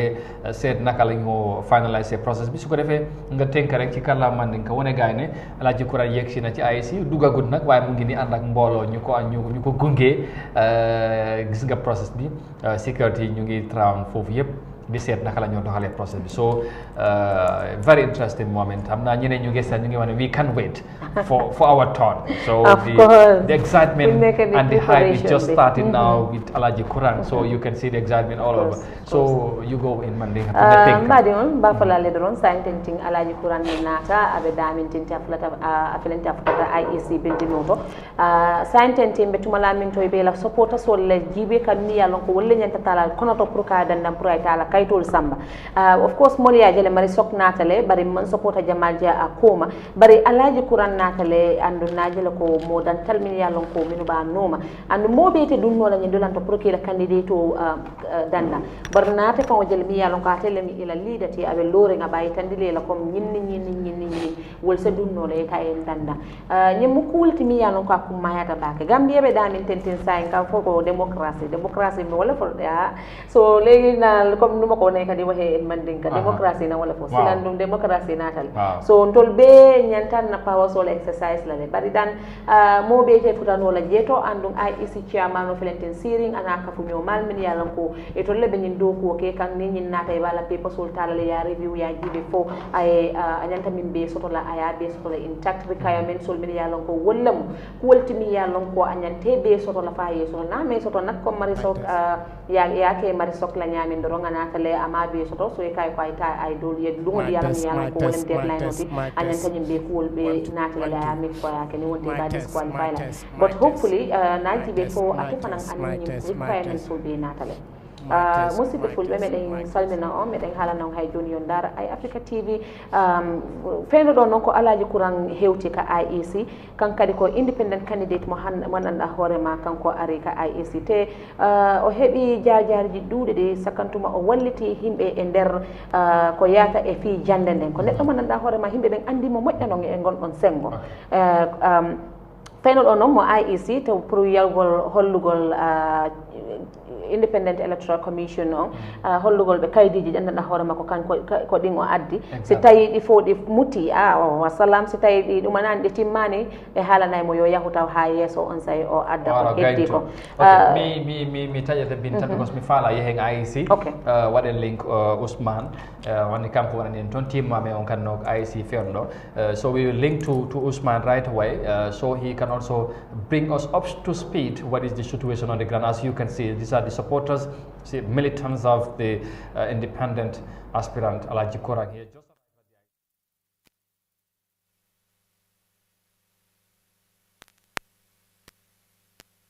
Election House in Kanifing bringing is about the 2021 nominations for the 2021 presidential elections in December 4th. It is all happening here in the Election House in Kanifing East, and two independent candidates who are supposed to come for their nominations. One which was Joseph H. Juve, former Gambian lawyer who served the Gambia for 27 years as a lawyer for the government on the private sector. Equally as well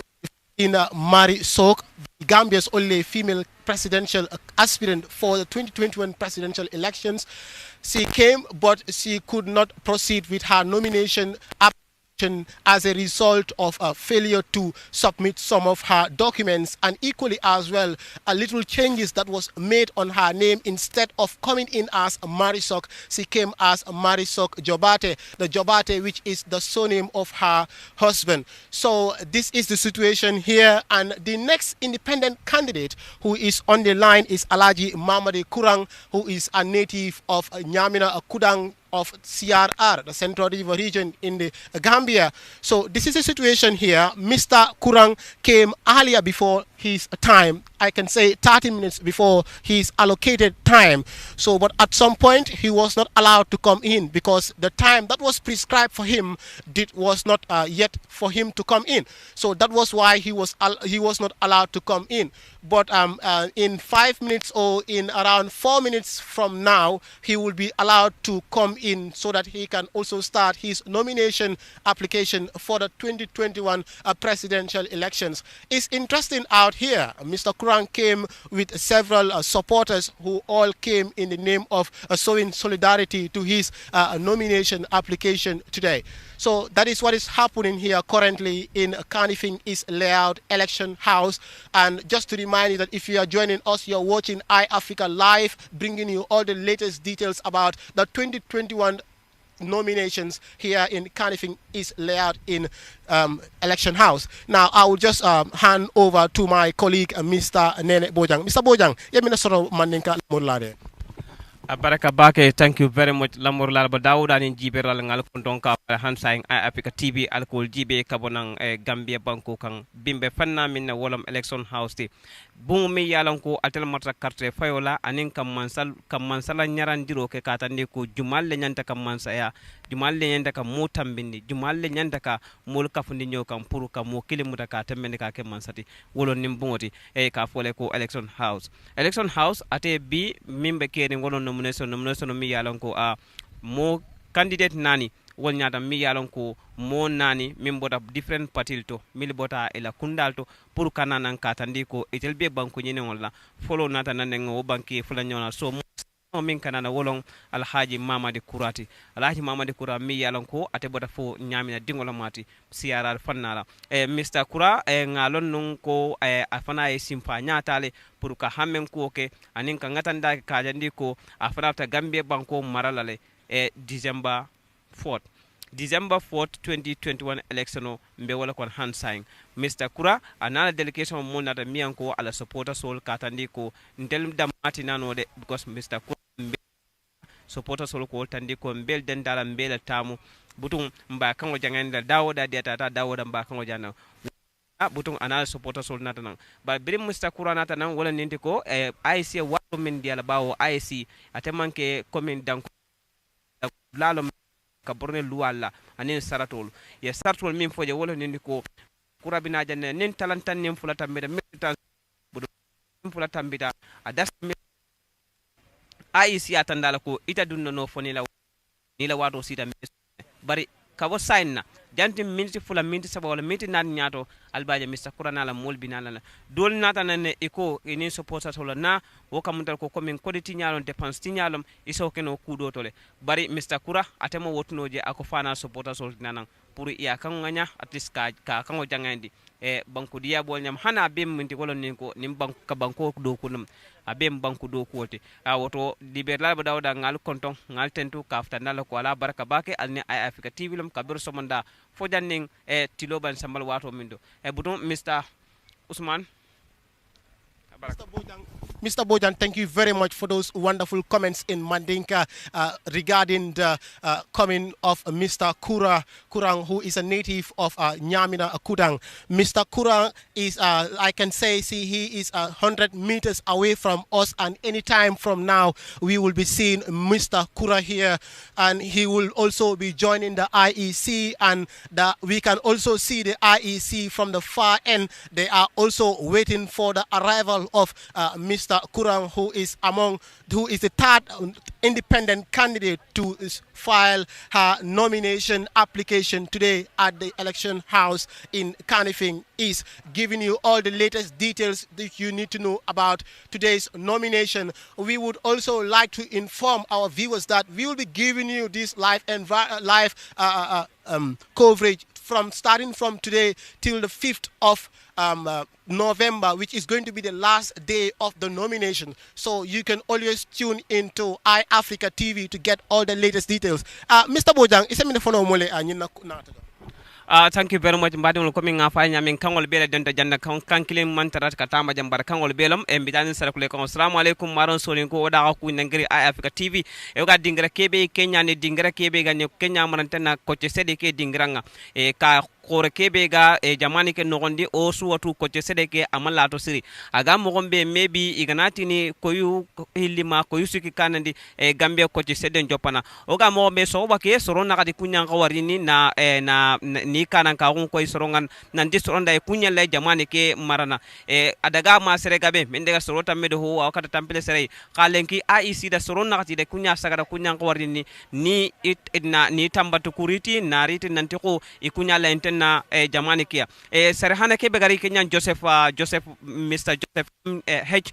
Diouf nga keldia soba ke ati de soronga mari mo sudan ben alinga because dépense bagande bana amajar kenga hillandiri Kenya mari soka sikandi Kenya ni Mr. Mamad Kura oso Mamad Kura tuwa agrimine Kenya CRR Mr. Mamad Kura ada higabe anyaka kon sankuna ga konenga nden kotambe kellinia ha umbe kono Kenya ni Eyeafrica TV live nangiri Kanifing kada mare menyan ms bojang nangiri Eyeafrica TV Usman abaraka baga. Thank you very much. Thank you very much for that wonderful commentary. That is Mr. Kura there with his large crowd. This is the first of its time since the start of the 2021 presidential nominations here. We have seen several crowds out here. So it's really interesting out here as Mr. Kura is out with his party supporters. And what can you tell us about Mr. Kura today? Wow, so that's the situation here actually.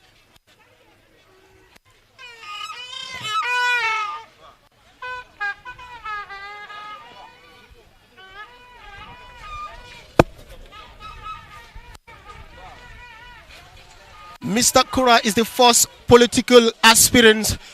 independent political aspirant to come forward with his party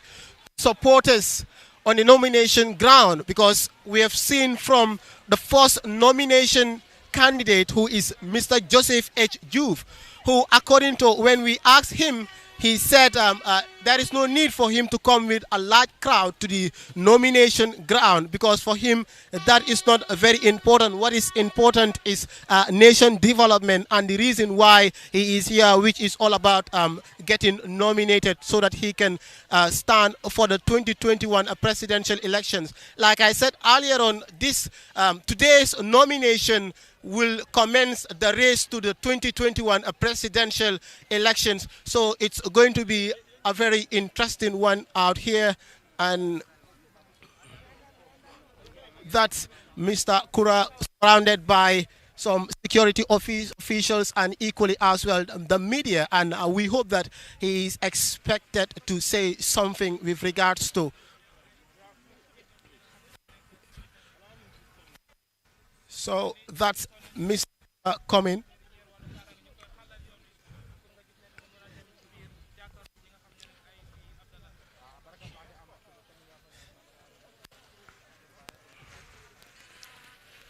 Mr. Kura, born and raised in Nyamira Kudang.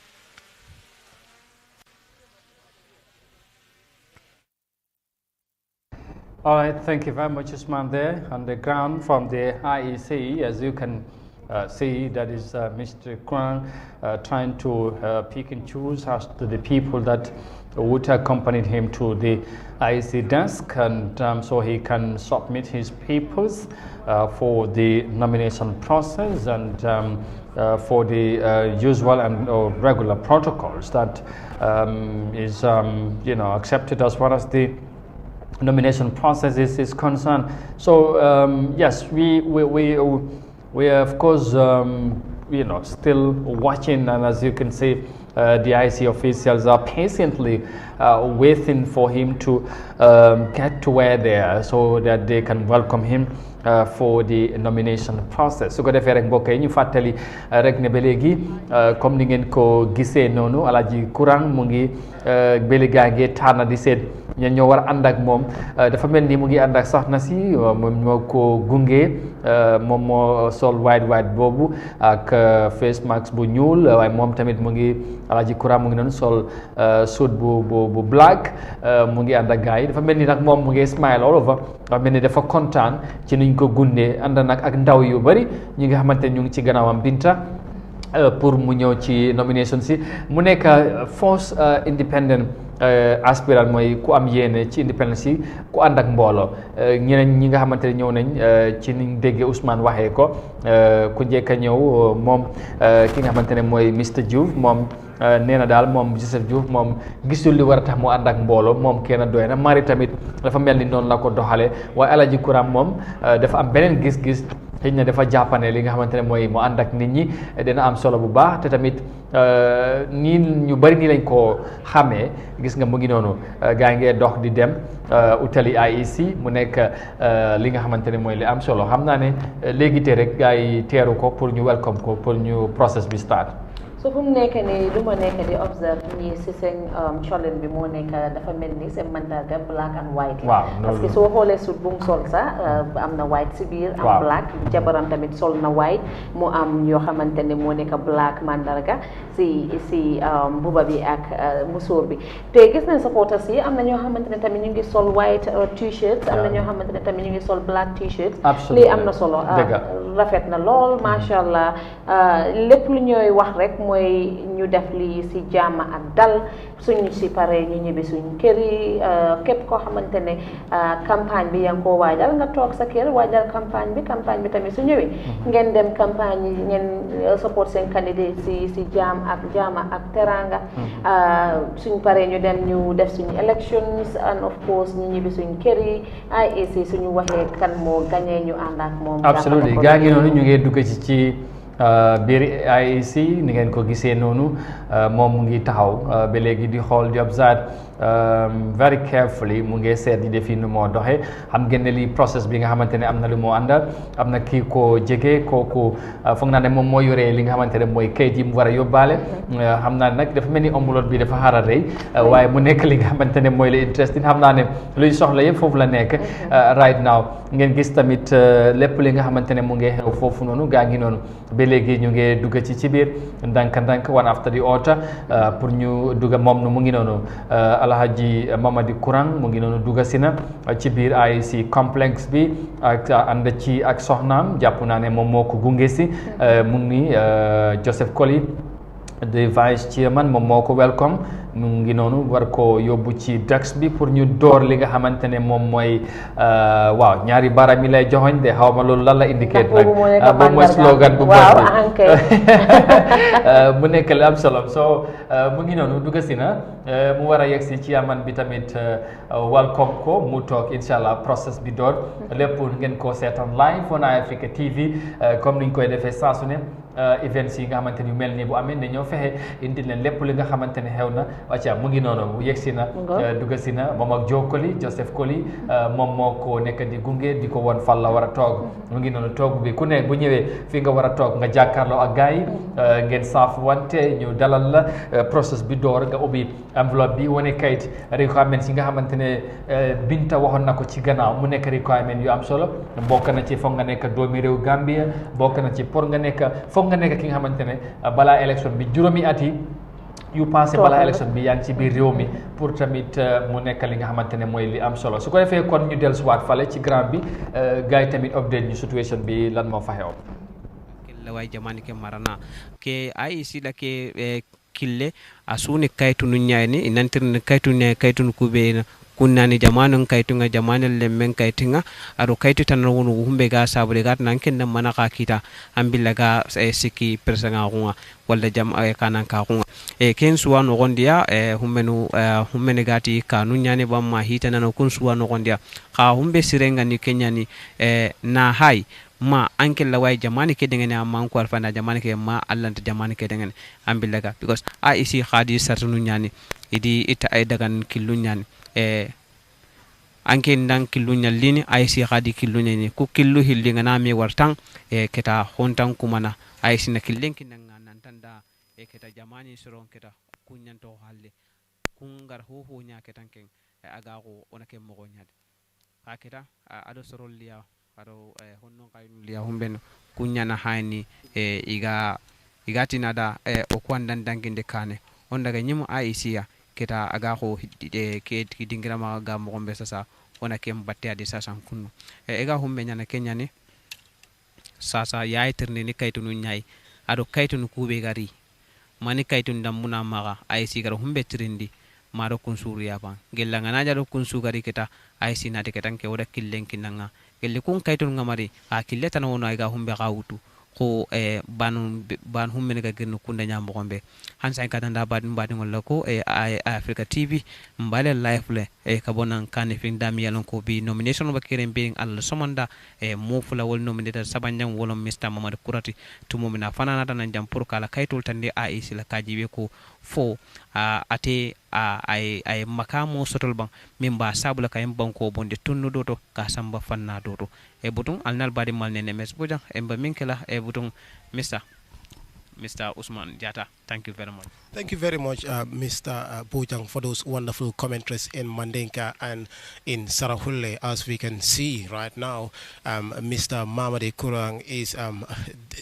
organizing his papers, preparing for what is known as his nomination activities for the 2021 presidential elections. So, as you rightly said, today we will be seeing 4 independent candidates who are all expected to come and do their nominations here in the election house in Kanifing layout, and Mr. Mamadi Akura happened to be the 3rd candidate who has just arrived, and he is seated with his party supporters and party executives who are all on standby just to make sure that they get prepared for their nomination application. And as communicated earlier on,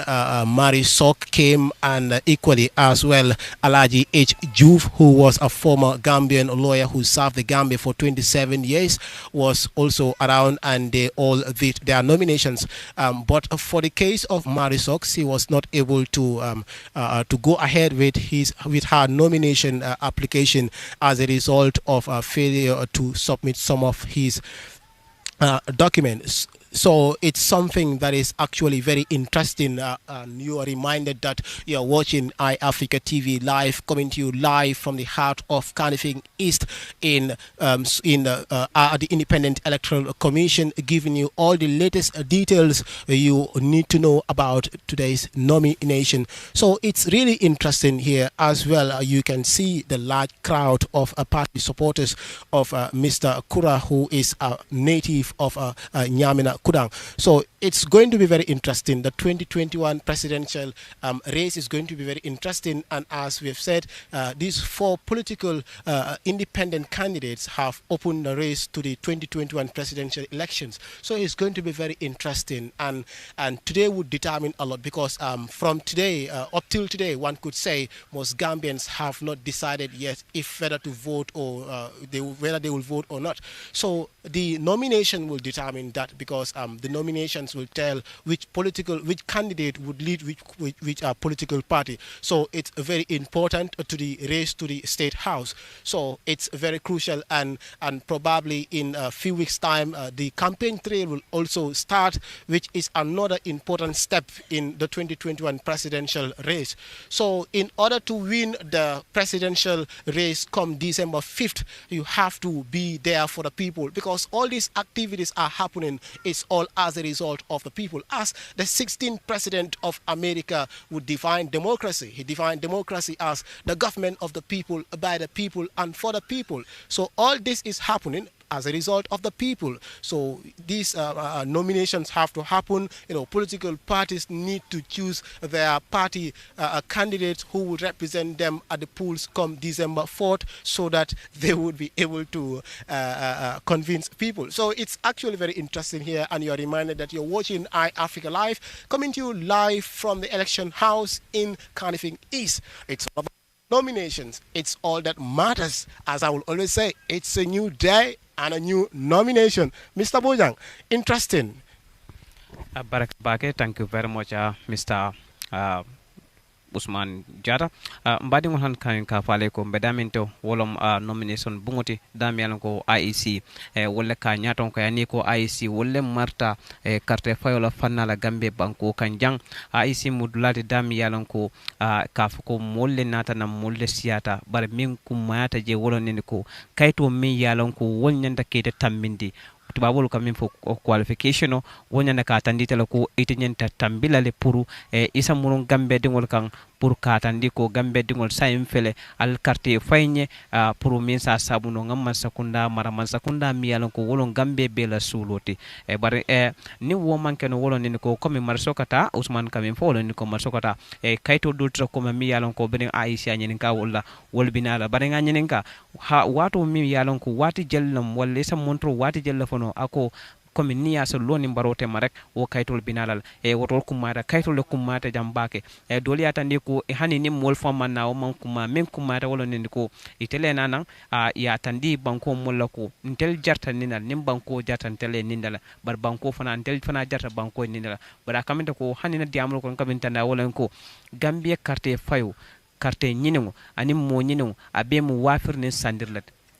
ila agenda ila tarambulo ekol samba dubali ya muta ya wafiya ni ba sanna ya sang bar sandir folo kake minti wolo nindi ko tumo minata IEC ya yela kaytol tandi ya kaytol dila yela kaytol ta ibulo kono yela fayla yela kaytol ta ala nyola tarambulo jibe ni tata nyama kaytol miyanko wolle nyanta kete kawo jangandi ni IEC ya wosro IEC bulda marek akamta ko ila sandir folo wo kadala sandir folo no mindi wolon ko nim banko moli yela ilatela e lanno kela ilimania soto e fion be soro katani ko nimmo molete miyanko nina santela nyanto fasano hanatar motije ninno moti mi yalanko hanatan suto kanano na manta da marek asa mamman nole e boton Gambia ko elefta woleta December 4 nin ko be tara nata nan mimba ko ende wolon December 4 jumal nyandaka Gambia nol kan wajandi because ngamin fona diamal kono wolon ko ne Gambia ko mane dawolaro mo be da dunano pleno ko nekata mo killing wala Gambia tambendi akamta ko signing kumu safono liro kuma sale amman fuda tonto para kuma sale bi mo kunnani wolle nata nan pour ka simfata inin AEC jakarlo ka jibe wala muntiko ntel natal de nin kayto le nata foni na ka nyin kamina fo lomba fonte inata na mo follow min keta wala keta Mr Joseph H Jufti e anata nan anala mofula katandi ko wo mofulol wala kumata pour at least afuta nyawo nyama wala satandino ko ate ayenda qualified pour ka person de Gambia jang mboto woto mari nata nan mari boren ko laje Mr Mamadi Kura atem molti mialan ko abot nam fo nyamina dan kunkun e tumo mi nafa nana la mol nata nan mo jama fondin ke jamal bano mana wolle adandan nan pour kana ka kan wajandi ka sembentiya ka tandi banku dingol la ko ndel fanala momu neti lata inne la njikita inne ko inne sa Gambia bondo abutun katano ko anal bari mal nen MS boja gabono Eyeafrica TV nga fale ne sain ko pura sene loni mbarotema na men channel to da marek ne inso channel to e ben sodla wotol maren soni ko wa ko ni nangri Eyeafrica TV e woti na kala lenke wona no kube no nyana election house o suwa to ga listo ko bake woni ray aketa golle ke ya jopa kunu ko te sede ke Gambia suga humbe duko Africa suga humbe duko jamane ke dunar mo suga humbe duko Kenya ko te sede ke sasa nan kura lenkiani joppani kotanga kotambe gara joppa sorongari ni igati ni ngelle Gambe wutu na ngiri dingitarande na ndaga dingitarande aga mo gombe hike anken kaytunu nyana IEC maka kun kaytunu anken daga ndankille ku kaytu ku ngana ken nokondi IEC ka kaytun ku kana ka kaytun ku bana wutu kani hara kutimbe anken ga hani ngela hintenga humbe o IEC ga humbe tirninge maka mingede Kenya kitabang me IEC ka ga humbe tirma Kenya IEC kita kaga nyamo ko sude IEC killeke anken terro ken killai sere hanake gariya aida kaytunun koy ahi Kenya mo gombe keta adaga timmo ko hillandi nya kaytun yogo no to ko halle igar humbe ko Kenya ne kun kaytunu anni kitana kammo batten no gondi ati amadalla siri Allah ndado nge maybe bi latini kiyembe la xanne ina kun kaytun kita Mr Kura e gatin humbe da Mr Alhaji Mamadi Kura aken ngir siarare dankunkun dankunkun debe ke no na grinten no nyay lenke akadi e xanne ko jamani nga nanti ilay sikya ko iga Gambia mundun o suwatu sere sugari Gambia no ko nangale persanga ko anji kenda hamen humbe na Gambia green no kutana na gen no kutana di banun ku ngara to ko no ban kana rutu non nyay anna de ngere tanande aketa Amadou Kura aketa haykel lenki adi soronu nyalli Allah ndadu nge mebi soronu kube gara gungerini o banon hon banon kitanno nga odo mene ga diga muno man khanda sabu e kungari ikanu ngara ida manjike kita Amadou nogondi mi ga Mamadou nogondi igatini iri Mamadou Tunsi ma IEC kompeke ani kompeke humbe marantenga ko ce sedinga jamani ke nogondi idaga nan kille anna ke nyawtu khaka non naga dandoro be kaytu non nambogu anna ko alfa na jamani ke naga jamani ke Eyeafrica TV live Nangiri Kanifing. Thank you very much, Usman. Thank you very much, Mr. Bojang, for that wonderful commentary in Sarahule and as well in Mandinka. Just to take you through the IEC nomination schedule for this year. Tomorrow, the nomination activities would continue with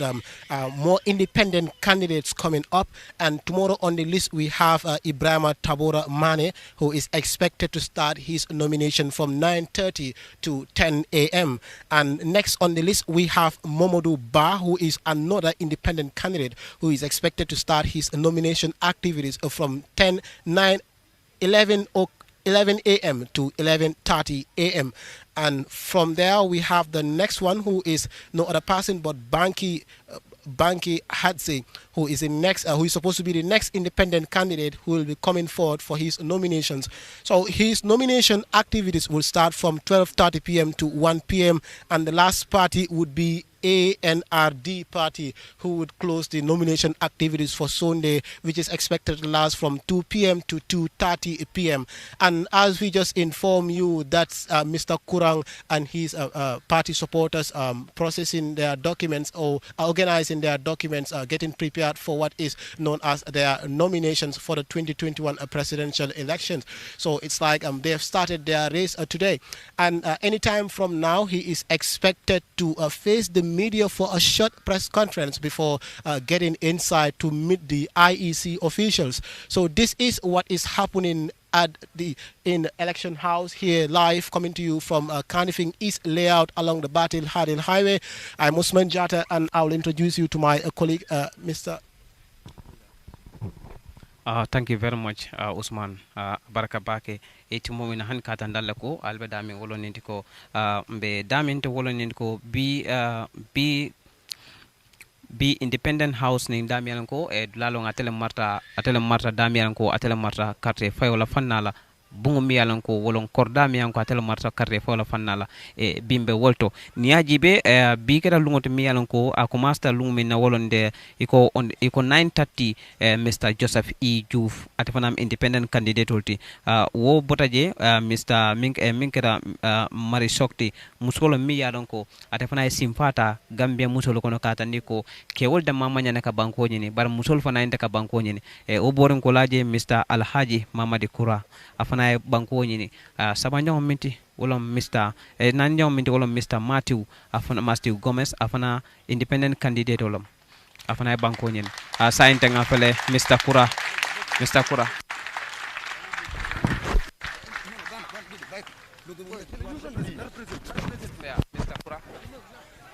Mr.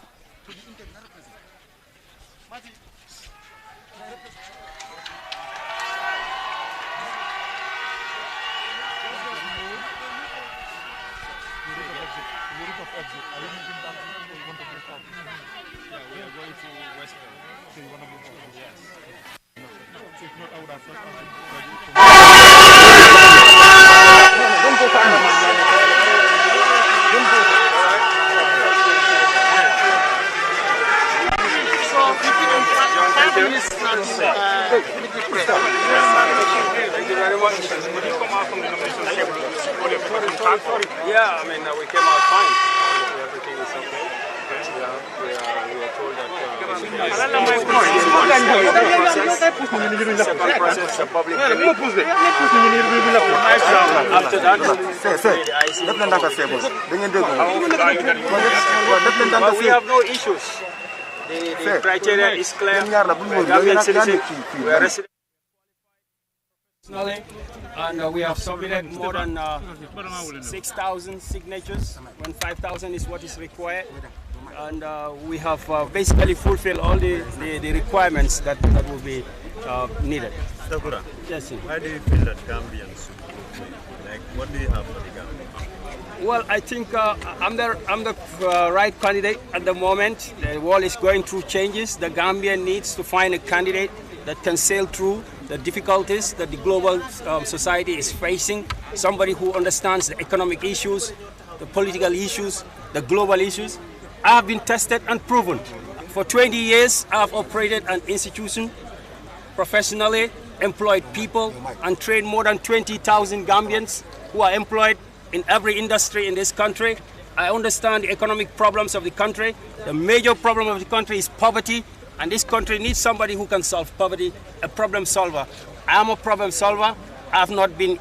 corrupted with any government. I've not been involved. I'm a neutral person. People can trust me that I'm going to deliver what the society needs. Assuming that corruption, transitional justice is one thing, poverty, you spoke about that, health. So in your first 100 days in office, what will be your top priorities? Well, to tackle poverty, like I said, there are a number of issues affecting this country. We have put education on top of our agenda. The Gambia is facing major educational problems of the country. As you know, it's a country that started with an educational system that is basically apartheid.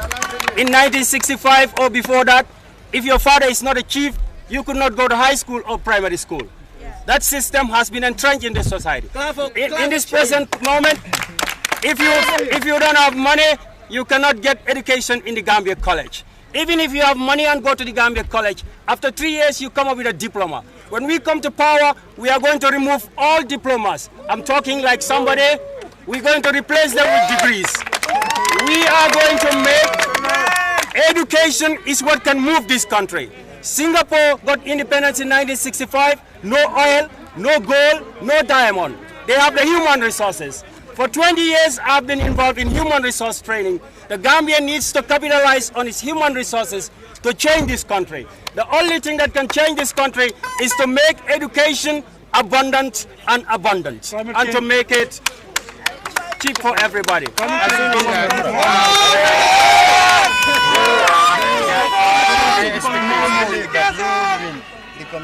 Oh yes, as you can see my delegation, Kantora, Tumana, Fuladu, Nyomi, all over the Gambia they are here. Representatives from everybody is here. The young people are yearning for change. They are going to decide this election in 2021. People want somebody who is consistent. For 20 years, what I've said 20 years ago is what I've said 10 years ago, is what I still say. Nobody can bring out anything that is inconsistency in what I've been saying in the politics and the economics of this country. Right, yeah, I am trusted by the young people for 20 years, and I think I will deliver.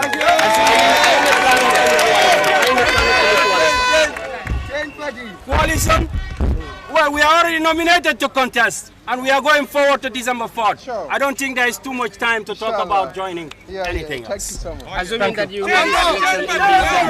will you eradicate poverty in this country? How we would eradicate poverty? We want to create a middle class where carpenters, plumbers, nurses, and teachers could build their own houses and have their own cars and send their children to school and give them quality education. No country is able to develop without a middle class. If you are a policeman and you cannot afford a house, and you are a teacher, you can't afford a house. You are a journalist, you can't afford a house. Your country doesn't have a middle class. We're going to build a middle class by building the country, by creating 500,000 jobs for 500,000 youth, giving them quality education. I'll give you an example. If you're a masoner, you can build a one-story house, or a two-story house if you're a carpenter. What about if I give you a 10-story house? How many Gambians can build a 20-story house? They need education to be able to do that. Education, democratization of education is the solution to the problem of this country. Thank you.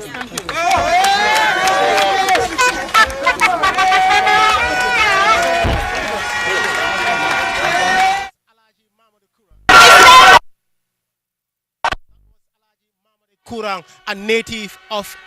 Nyamina Kurang, talking to the press shortly after preparing for his nomination application to the IEC. He has emphasized on education.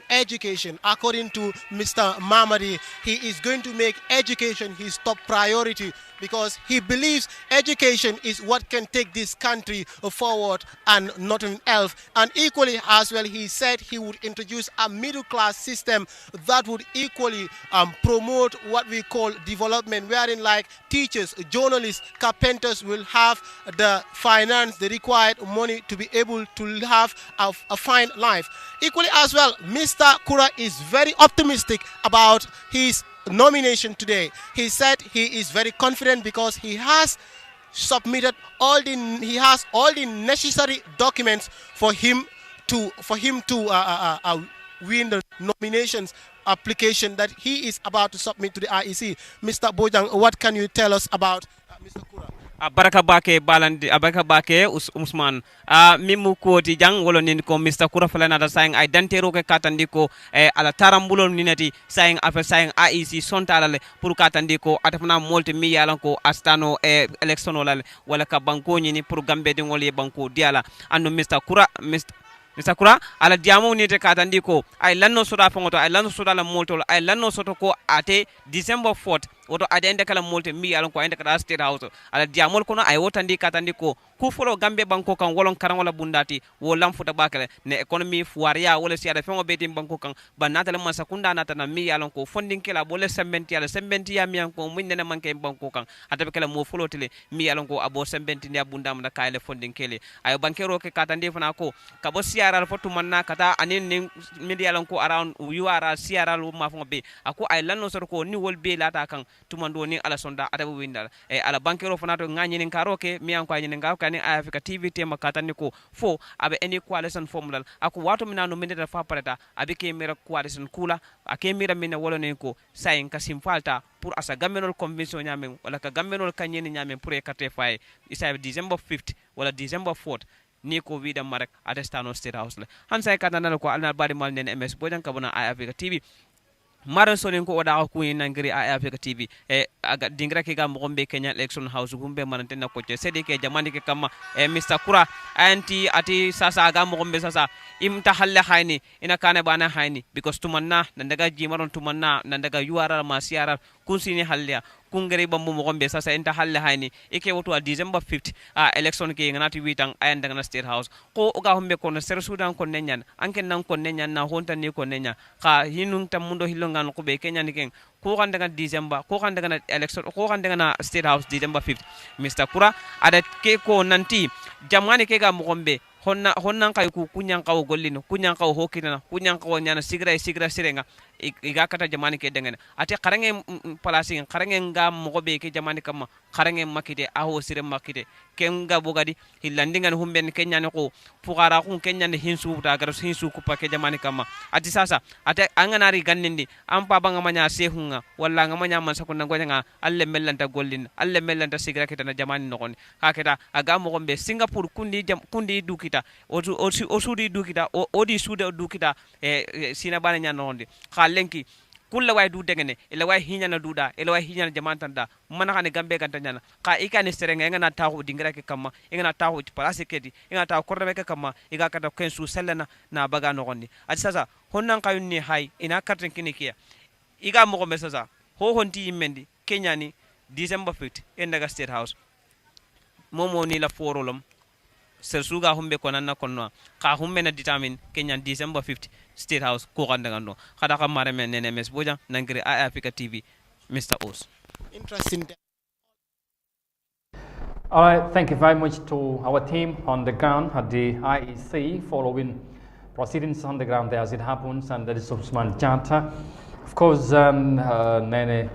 Bojan and Mohammed Young as well, and of course this is very interesting moment. As you can see, Alhaji Mamadou Kurang has just filed in his nominations paper. It looks like he has submitted all the requirements apparently, so he is very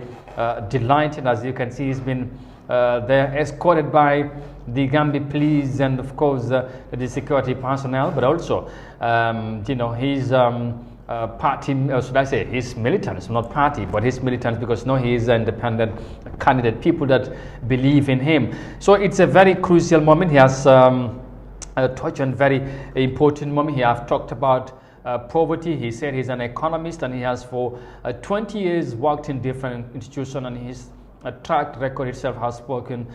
for himself. And he has also talked about the importance of education and what a headline that would have been. He said the solution for the Gambia is for the democratization of education. He believed that is the solution for this country. And for the past 20 years, he has been consistent. There is nothing that somebody would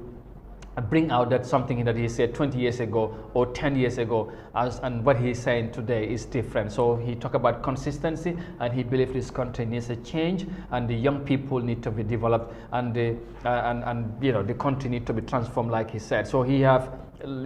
specifically or emphasize on the need for our education system to be transformed or to be developed to a certain level. So Binta, this is he's still talking to the media. Alaji Kurang, it looks like. Yes, let's listen to him. Man béykat la ñu fi bari yëpp ñu ma nominé béykat lañ Kantora Tumanna Fuladu béykat lañ waaye mbéy tam dafa ànd ak xam-xam mbéy bu amut xam-xam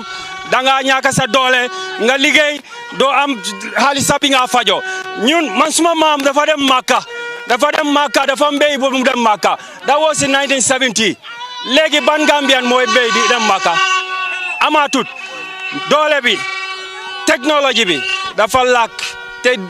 ci àdduna bi yëpp ñu ngi am technology bi so mbéy mi sax xam-xam la yeah Mr. Kura ikata moti ko teleng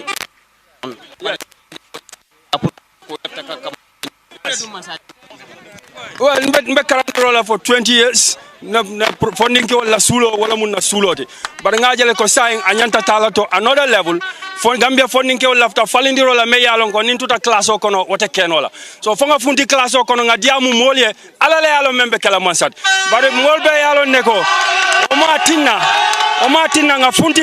nga diamu molye nga diamu funding ke wala nga falindiro ke kadu ni mu tijati mu funding ke wala quality bar sayentem politiko wala si falindiro ke no men tambita ticha yala December 4th. Victory. December 4th. Allah. Thank you very much. Acha, mu ngi noonu Alaji Kurang still speaking to journalists on the ground. Binta dégg nga lim wax na ci mbay mi tamit wax na daal loolu mooy solution bi moom la December 4th. So you can see how excited he is. Dafa kontaan bu baax ba confident bang fa. Yeah. trop dafa mel ni daal moom fu mu nekk nii daal yaakaar na ne bu ne December 4th moom suñu ne wiiw moom la de moom de pare na ba pare dafa mel ni fu mu nekk nii nag war na loo xamante ne am na solo trop te dafa nekk di emphasize si wàllum jàng ji trop parce que nit la koo xamante ne mu ne si 20 years mu ngi def lépp loo xamante ne daal waaw moom mun na ko si wàllum te jàppale na soo xoolee profile am bi dafa mel ni jàppale na lu dem about 20,000 junne yi nit ñoo xamante ne ay junne yi nit ñoo xamante ne ñooñu la jàppale si seen biir education bi te wax na ne tamit affaire famine bi tamit moo nekk mbéy mi fu mu nekk nii dafa xala dem si naka la tuddaani dafa xala wàññeeku exactly waaw ne demeewut noonu so lii loo xamante ne am na solo trop su nekkee de comme niñ ko dee waxee noonu lañ koy defee moom am na solo trop absolutely ngeen nekk di seetaan Eyeafrica TV jamono ji comme ni ngeen ko déggee noonu Alaaji Mamadi Kurang moom bokk kenn ci ñi nga xamante ne ñoom ñoo am yéene pour bokk ci jongante élection yuy xew fii ci réewi Gambia décembre ñeentil fan ci weeri décembre inshallah 2021 li des soreetut tey nag luñ nekk day gis ni mooy nomination bi te loolu bokk na ci li nga xamante ne mooy li am solo ci process bi li tax ñu yegsi ci li nga xamante ne mooy ci élection bi pour nga bokk ci élection bi foog nga ñëw nga jàkkaarloo ICC nga wane leen kayit yi nga xamante ne ñoom ñoo laa wane ne yow mat nga pour bokk ci élection bi wala qualified nga ci beneen gis-gis ci ni ma ko mun a waxee te moom nag dafa mel ni loolee matal na ko kayit yi nga ko la ci yëpp jox na leen ko moo tax gis ngeen ko mu ngi am confidence am gëm-gëm ne incha allah wecceeku dina mën a am te moom la Gambien si di tànn wax na nag li am solo mu ne neen yàlla rek moo xam kan mooy falu loolu gëm na ko wax na ko waaye nag am na yaakaar ne ni mu jàppalee ndaw yi ci jaar-jaar bu mu am ci expérience ci wàllu jàng te wax na la am solo Binta yaa ngi ko doon wax léegi mu ne aw xam-xam mooy doxal réew te xam-xam dafa am solo te jàpp na ne ci wàllum éducation fu mu nekk nii boo amutee yenn am-am yi doo mun a jàng wala ca doom du mun a jàng te moom gëm na ne bu ñëwee dana indi wecceeku ci loolu ci ni mu ko wane soo mu nekk li nga xamante ne mooy li am solo su ko defee xam naa tamit ñuy seetaan dinañ ci am li nga xamante ne moom seen gis-gis gis ngeen nu mu àndee support sam si change na environment bi change na situation bi nu moo demee te moom am na confidence bu baax a baax su ko defee nga tënkalul rek ci kàllaama Mandinka ak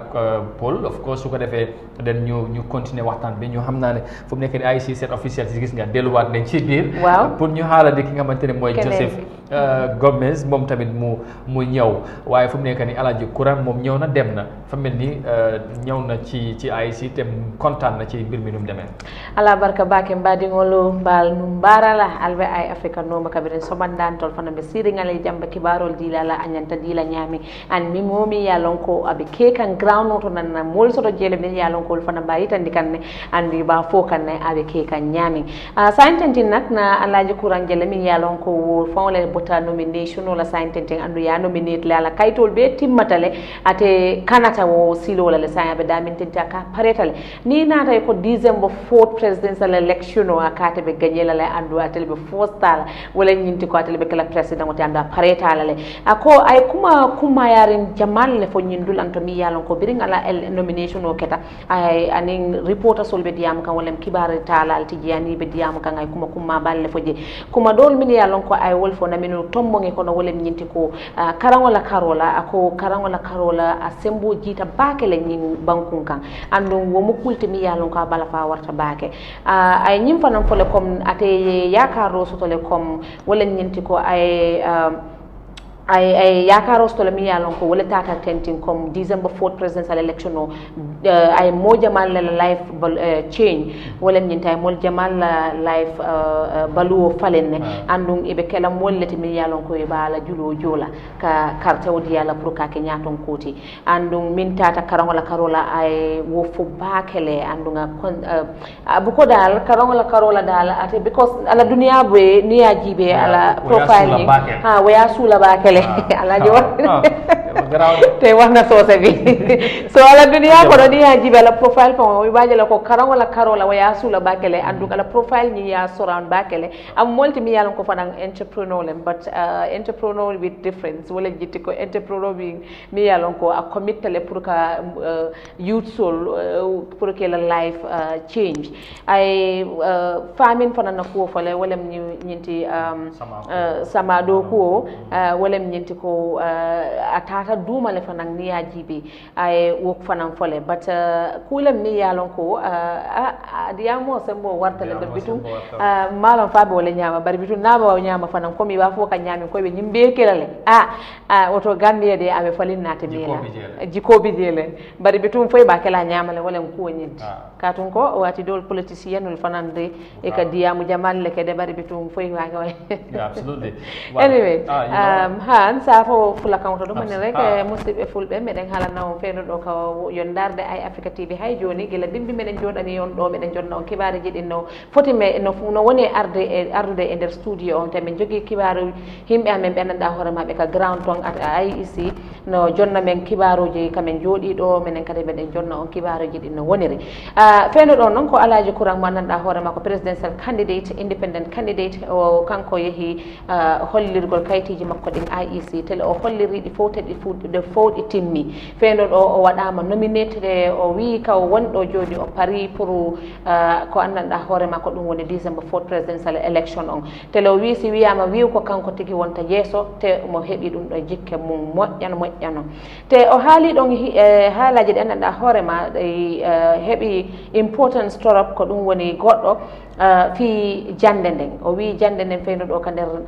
leydi do yaari ley tele kanko ko neddo mo nanda hore ma o walli himbe be nanda hore ma yehi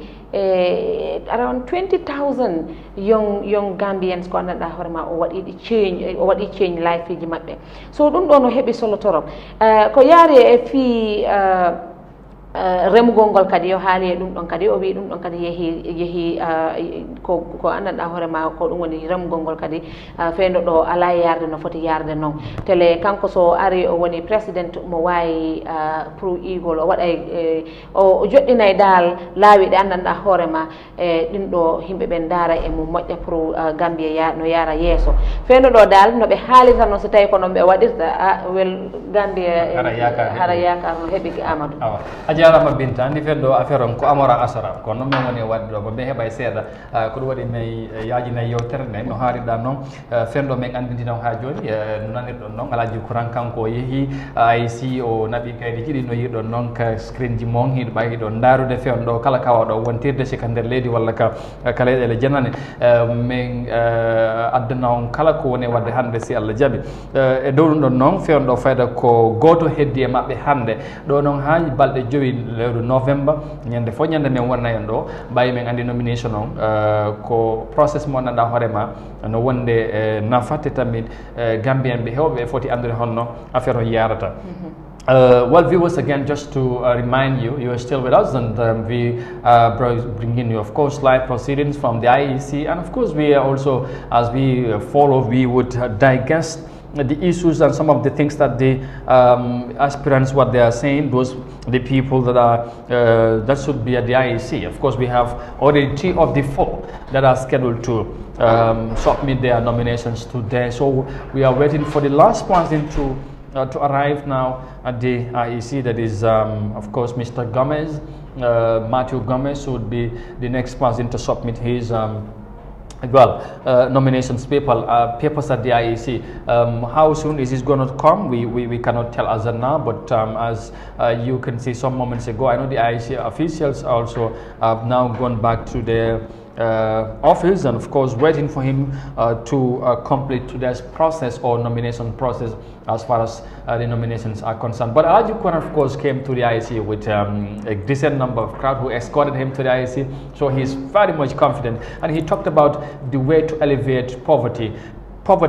eradication in this country. For him, that is a paramount, and education is top of his priorities as far as he is concerned, and he believes if he has the opportunity or the chance to lead his country, he's going to transform the education system of this country for the better. And and he believes there are so many inconsistencies or things that need to be regularized or improved as far as our education system is concerned. That is his view, and of course we are going to hear different views, different probably ideas as to what some of these people believe that could be done to bring a better Gambia for the Gambian people. You may agree to what they are saying or to what they would say or not, and of course then there be it. The choice is for you to make. The decision is yours to make, and you have every right to trust or believe whosoever you want. And then come December on the 4th, you of course wake up peacefully and get to the polling stations and vote for the person that you trust, that you think is here to give you what you want as a person, as a Gambian. So we as a country, what we want, and we believe that's what we would do to get to elect the person that we think would get us to the dreamland. It has been a long journey. It has been like Quran said, Singapore got independent in 1965, but today they are one to be reckoned with in the world. How far have we gone as a country? Sure. What can we learn from that? But then that is it. Whatever it is, we need to see what Gambians would decide on the 4th of December. So Binta, important moments, some interesting times ahead. We have been here since 9 o'clock or so, still waiting. It's almost, 1:30 in the Gambia right now if you are watching us away from home. But equally, I know Gambians outside will be keenly following. They were initially supposed to be part of these elections. Yeah. But due to one reason or the other, I think that has affected unfortunately, some of them, because some of them have to fly over to the Gambia and come and register for the voting process and all that, got their voters card and go. Of course, it's going to be a lot of expensive for them, some of them who came to the Gambia, because for you to vote, you have to equally come back to the Gambia and vote as well. So I hope there would be amendments made for the next election, so that at least they are eligible to vote, which is very, very important for them. That was part of the promises made by the coalition 2016, that here we are, if you give us your votes come 2021, you are going to part of it. But along the line, we have seen what happened. IEC, of course, when they initially released their itinerary, election itinerary, part of the diaspora registration was part of it. But of course, when the draft constitution came along the line, that was never possible. So and there were a lot of talks that were done along the way to see if there would be any possibility for the diaspora Gambians to have a chance and participate in choosing our leader. You know, because they are Gambians and many believe they should be given the opportunity, like the Gambians at home, to participate. But again, in some quarters, others argue, Gambia as a country, do we get the wherewithal, the resources to provide that opportunity for our Gambians all over the world, wherever you are as a Gambians, to get that opportunity like Gambians in Serekunda, in Banjul, in Fatoto, in Basse, in Kuntauru, in wherever you come from. So, but then these are things that we can learn as a country and, you know, grow as we grow in our democratization process, so we can provide opportunities for every Gambian. I know it's not as easy as we think, but then, well, nothing is impossible in this world, I want to believe. I think this is one area that the government, of course, were talking a lot, or should I say they took advantage of that, saying there is no enough fund to make sure that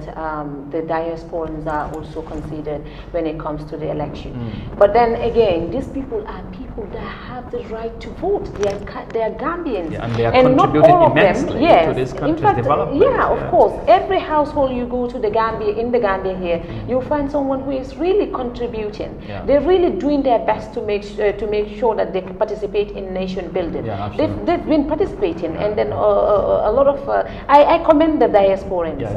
They contribute, and then also to the country's GDP. Yeah, right. So not all of them can be able to leave where they are and come over to the Gambia to register for the voter registration and also be able to come back and vote. So they should be given the opportunity. I am of the belief that they have the right to vote.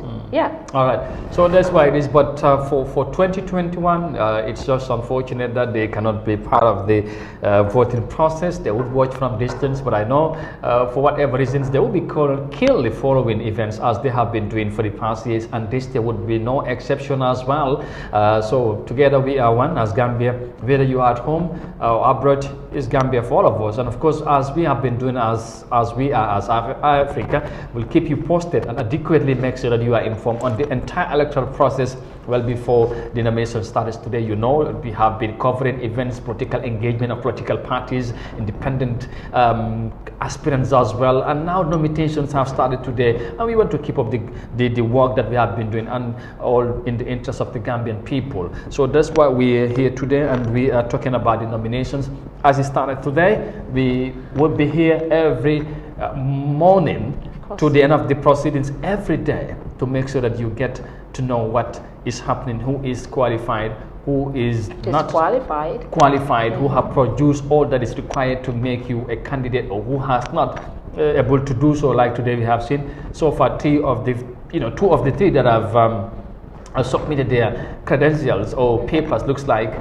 they are on their way to the campaign process, but Marisol still have some documents to produce before she can finally be given the go-ahead to go and start her campaign and all that. So some interesting times ahead, Binta. So ko defee lu ñu doon wax rek mooy li am solo xam naa ne fu mu nekk nii surtout diaspora Gambien si ñi nga xam ne doomi Gambien si ñu ngi ci biti ñu ngi follow gis neen seen réaction si social media bi ñu ngi leen di gërëm bu baax ci loolu. Appreciation bi rëy na lool ci ñun te tamit ñu wax rek ne xam naa ne ñu ngi bàyyi xel li Olof Njaay di wax ne picc baa ngi ci kaw waaye xel maa ngi ci suuf loolu dafa am solo lu ñu nekk ci biti waaye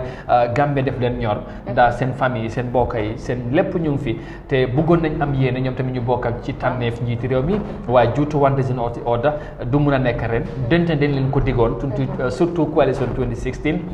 te jàppoon nañ ci defoon ci contribution bu am solo ba tax change si Gambien si bëggoon mu am 2016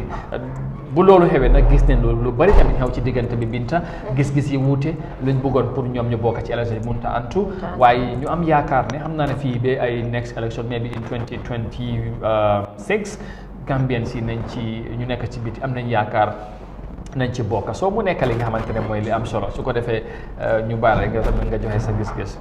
Wow, dina ko wasi sose konka tenkanga ko se wolof be mbadi ngol be min fo kan jan santente wala mu diaspora ko la koti e mo jamal be je nak min ya lon ko e fanan la fanon kat na Gambia o ye taray be sirin daning of course e fana ye carte o fay be sirin damen pour ila choice wala nyinti ko ila tamin ye ke president te bari ala man na okay bari bitu nyinu mu mollete min ya lon ko mol nyante comment la bakale wala nyinti ko mol nyante ni mbara la bakele because ñu mu molti mi yalon ko Gambia kono jang inna fa warta jambake itata korda o korda kono Gambia jang at least hanna manke korda deti bari korda jamal ye mostly mi yalon ka be banta andu wala be family ma ko ka ñi mukulti mi yalon ka kumayata ye right sotole pour que carte o fay banku dingol le mo andu banku do ko le ibe contribute kan banku do ko la ko bari amanna ke anyama but molbe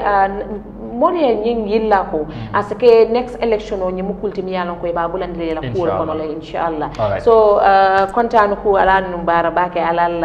of course alben ning ke kan ala bulo la fadro ala bete yata yalon ne ko mobeti nano la pour kana carte fayola bari bitung ala bete yata. Thank you very much, Binta. Well, viewers, again we remind you we should be taking another break for now, and we should be back in a moment when the final aspirant to submit I should say, his papers to the IEC will be on the ground, so we can be back to take you through on the process on his nominations. But for now, wherever you are around the world and watching, thank you so very much for the pleasure of your company. Stay with us. We'll be right back just right after this break. Thank you very much for watching.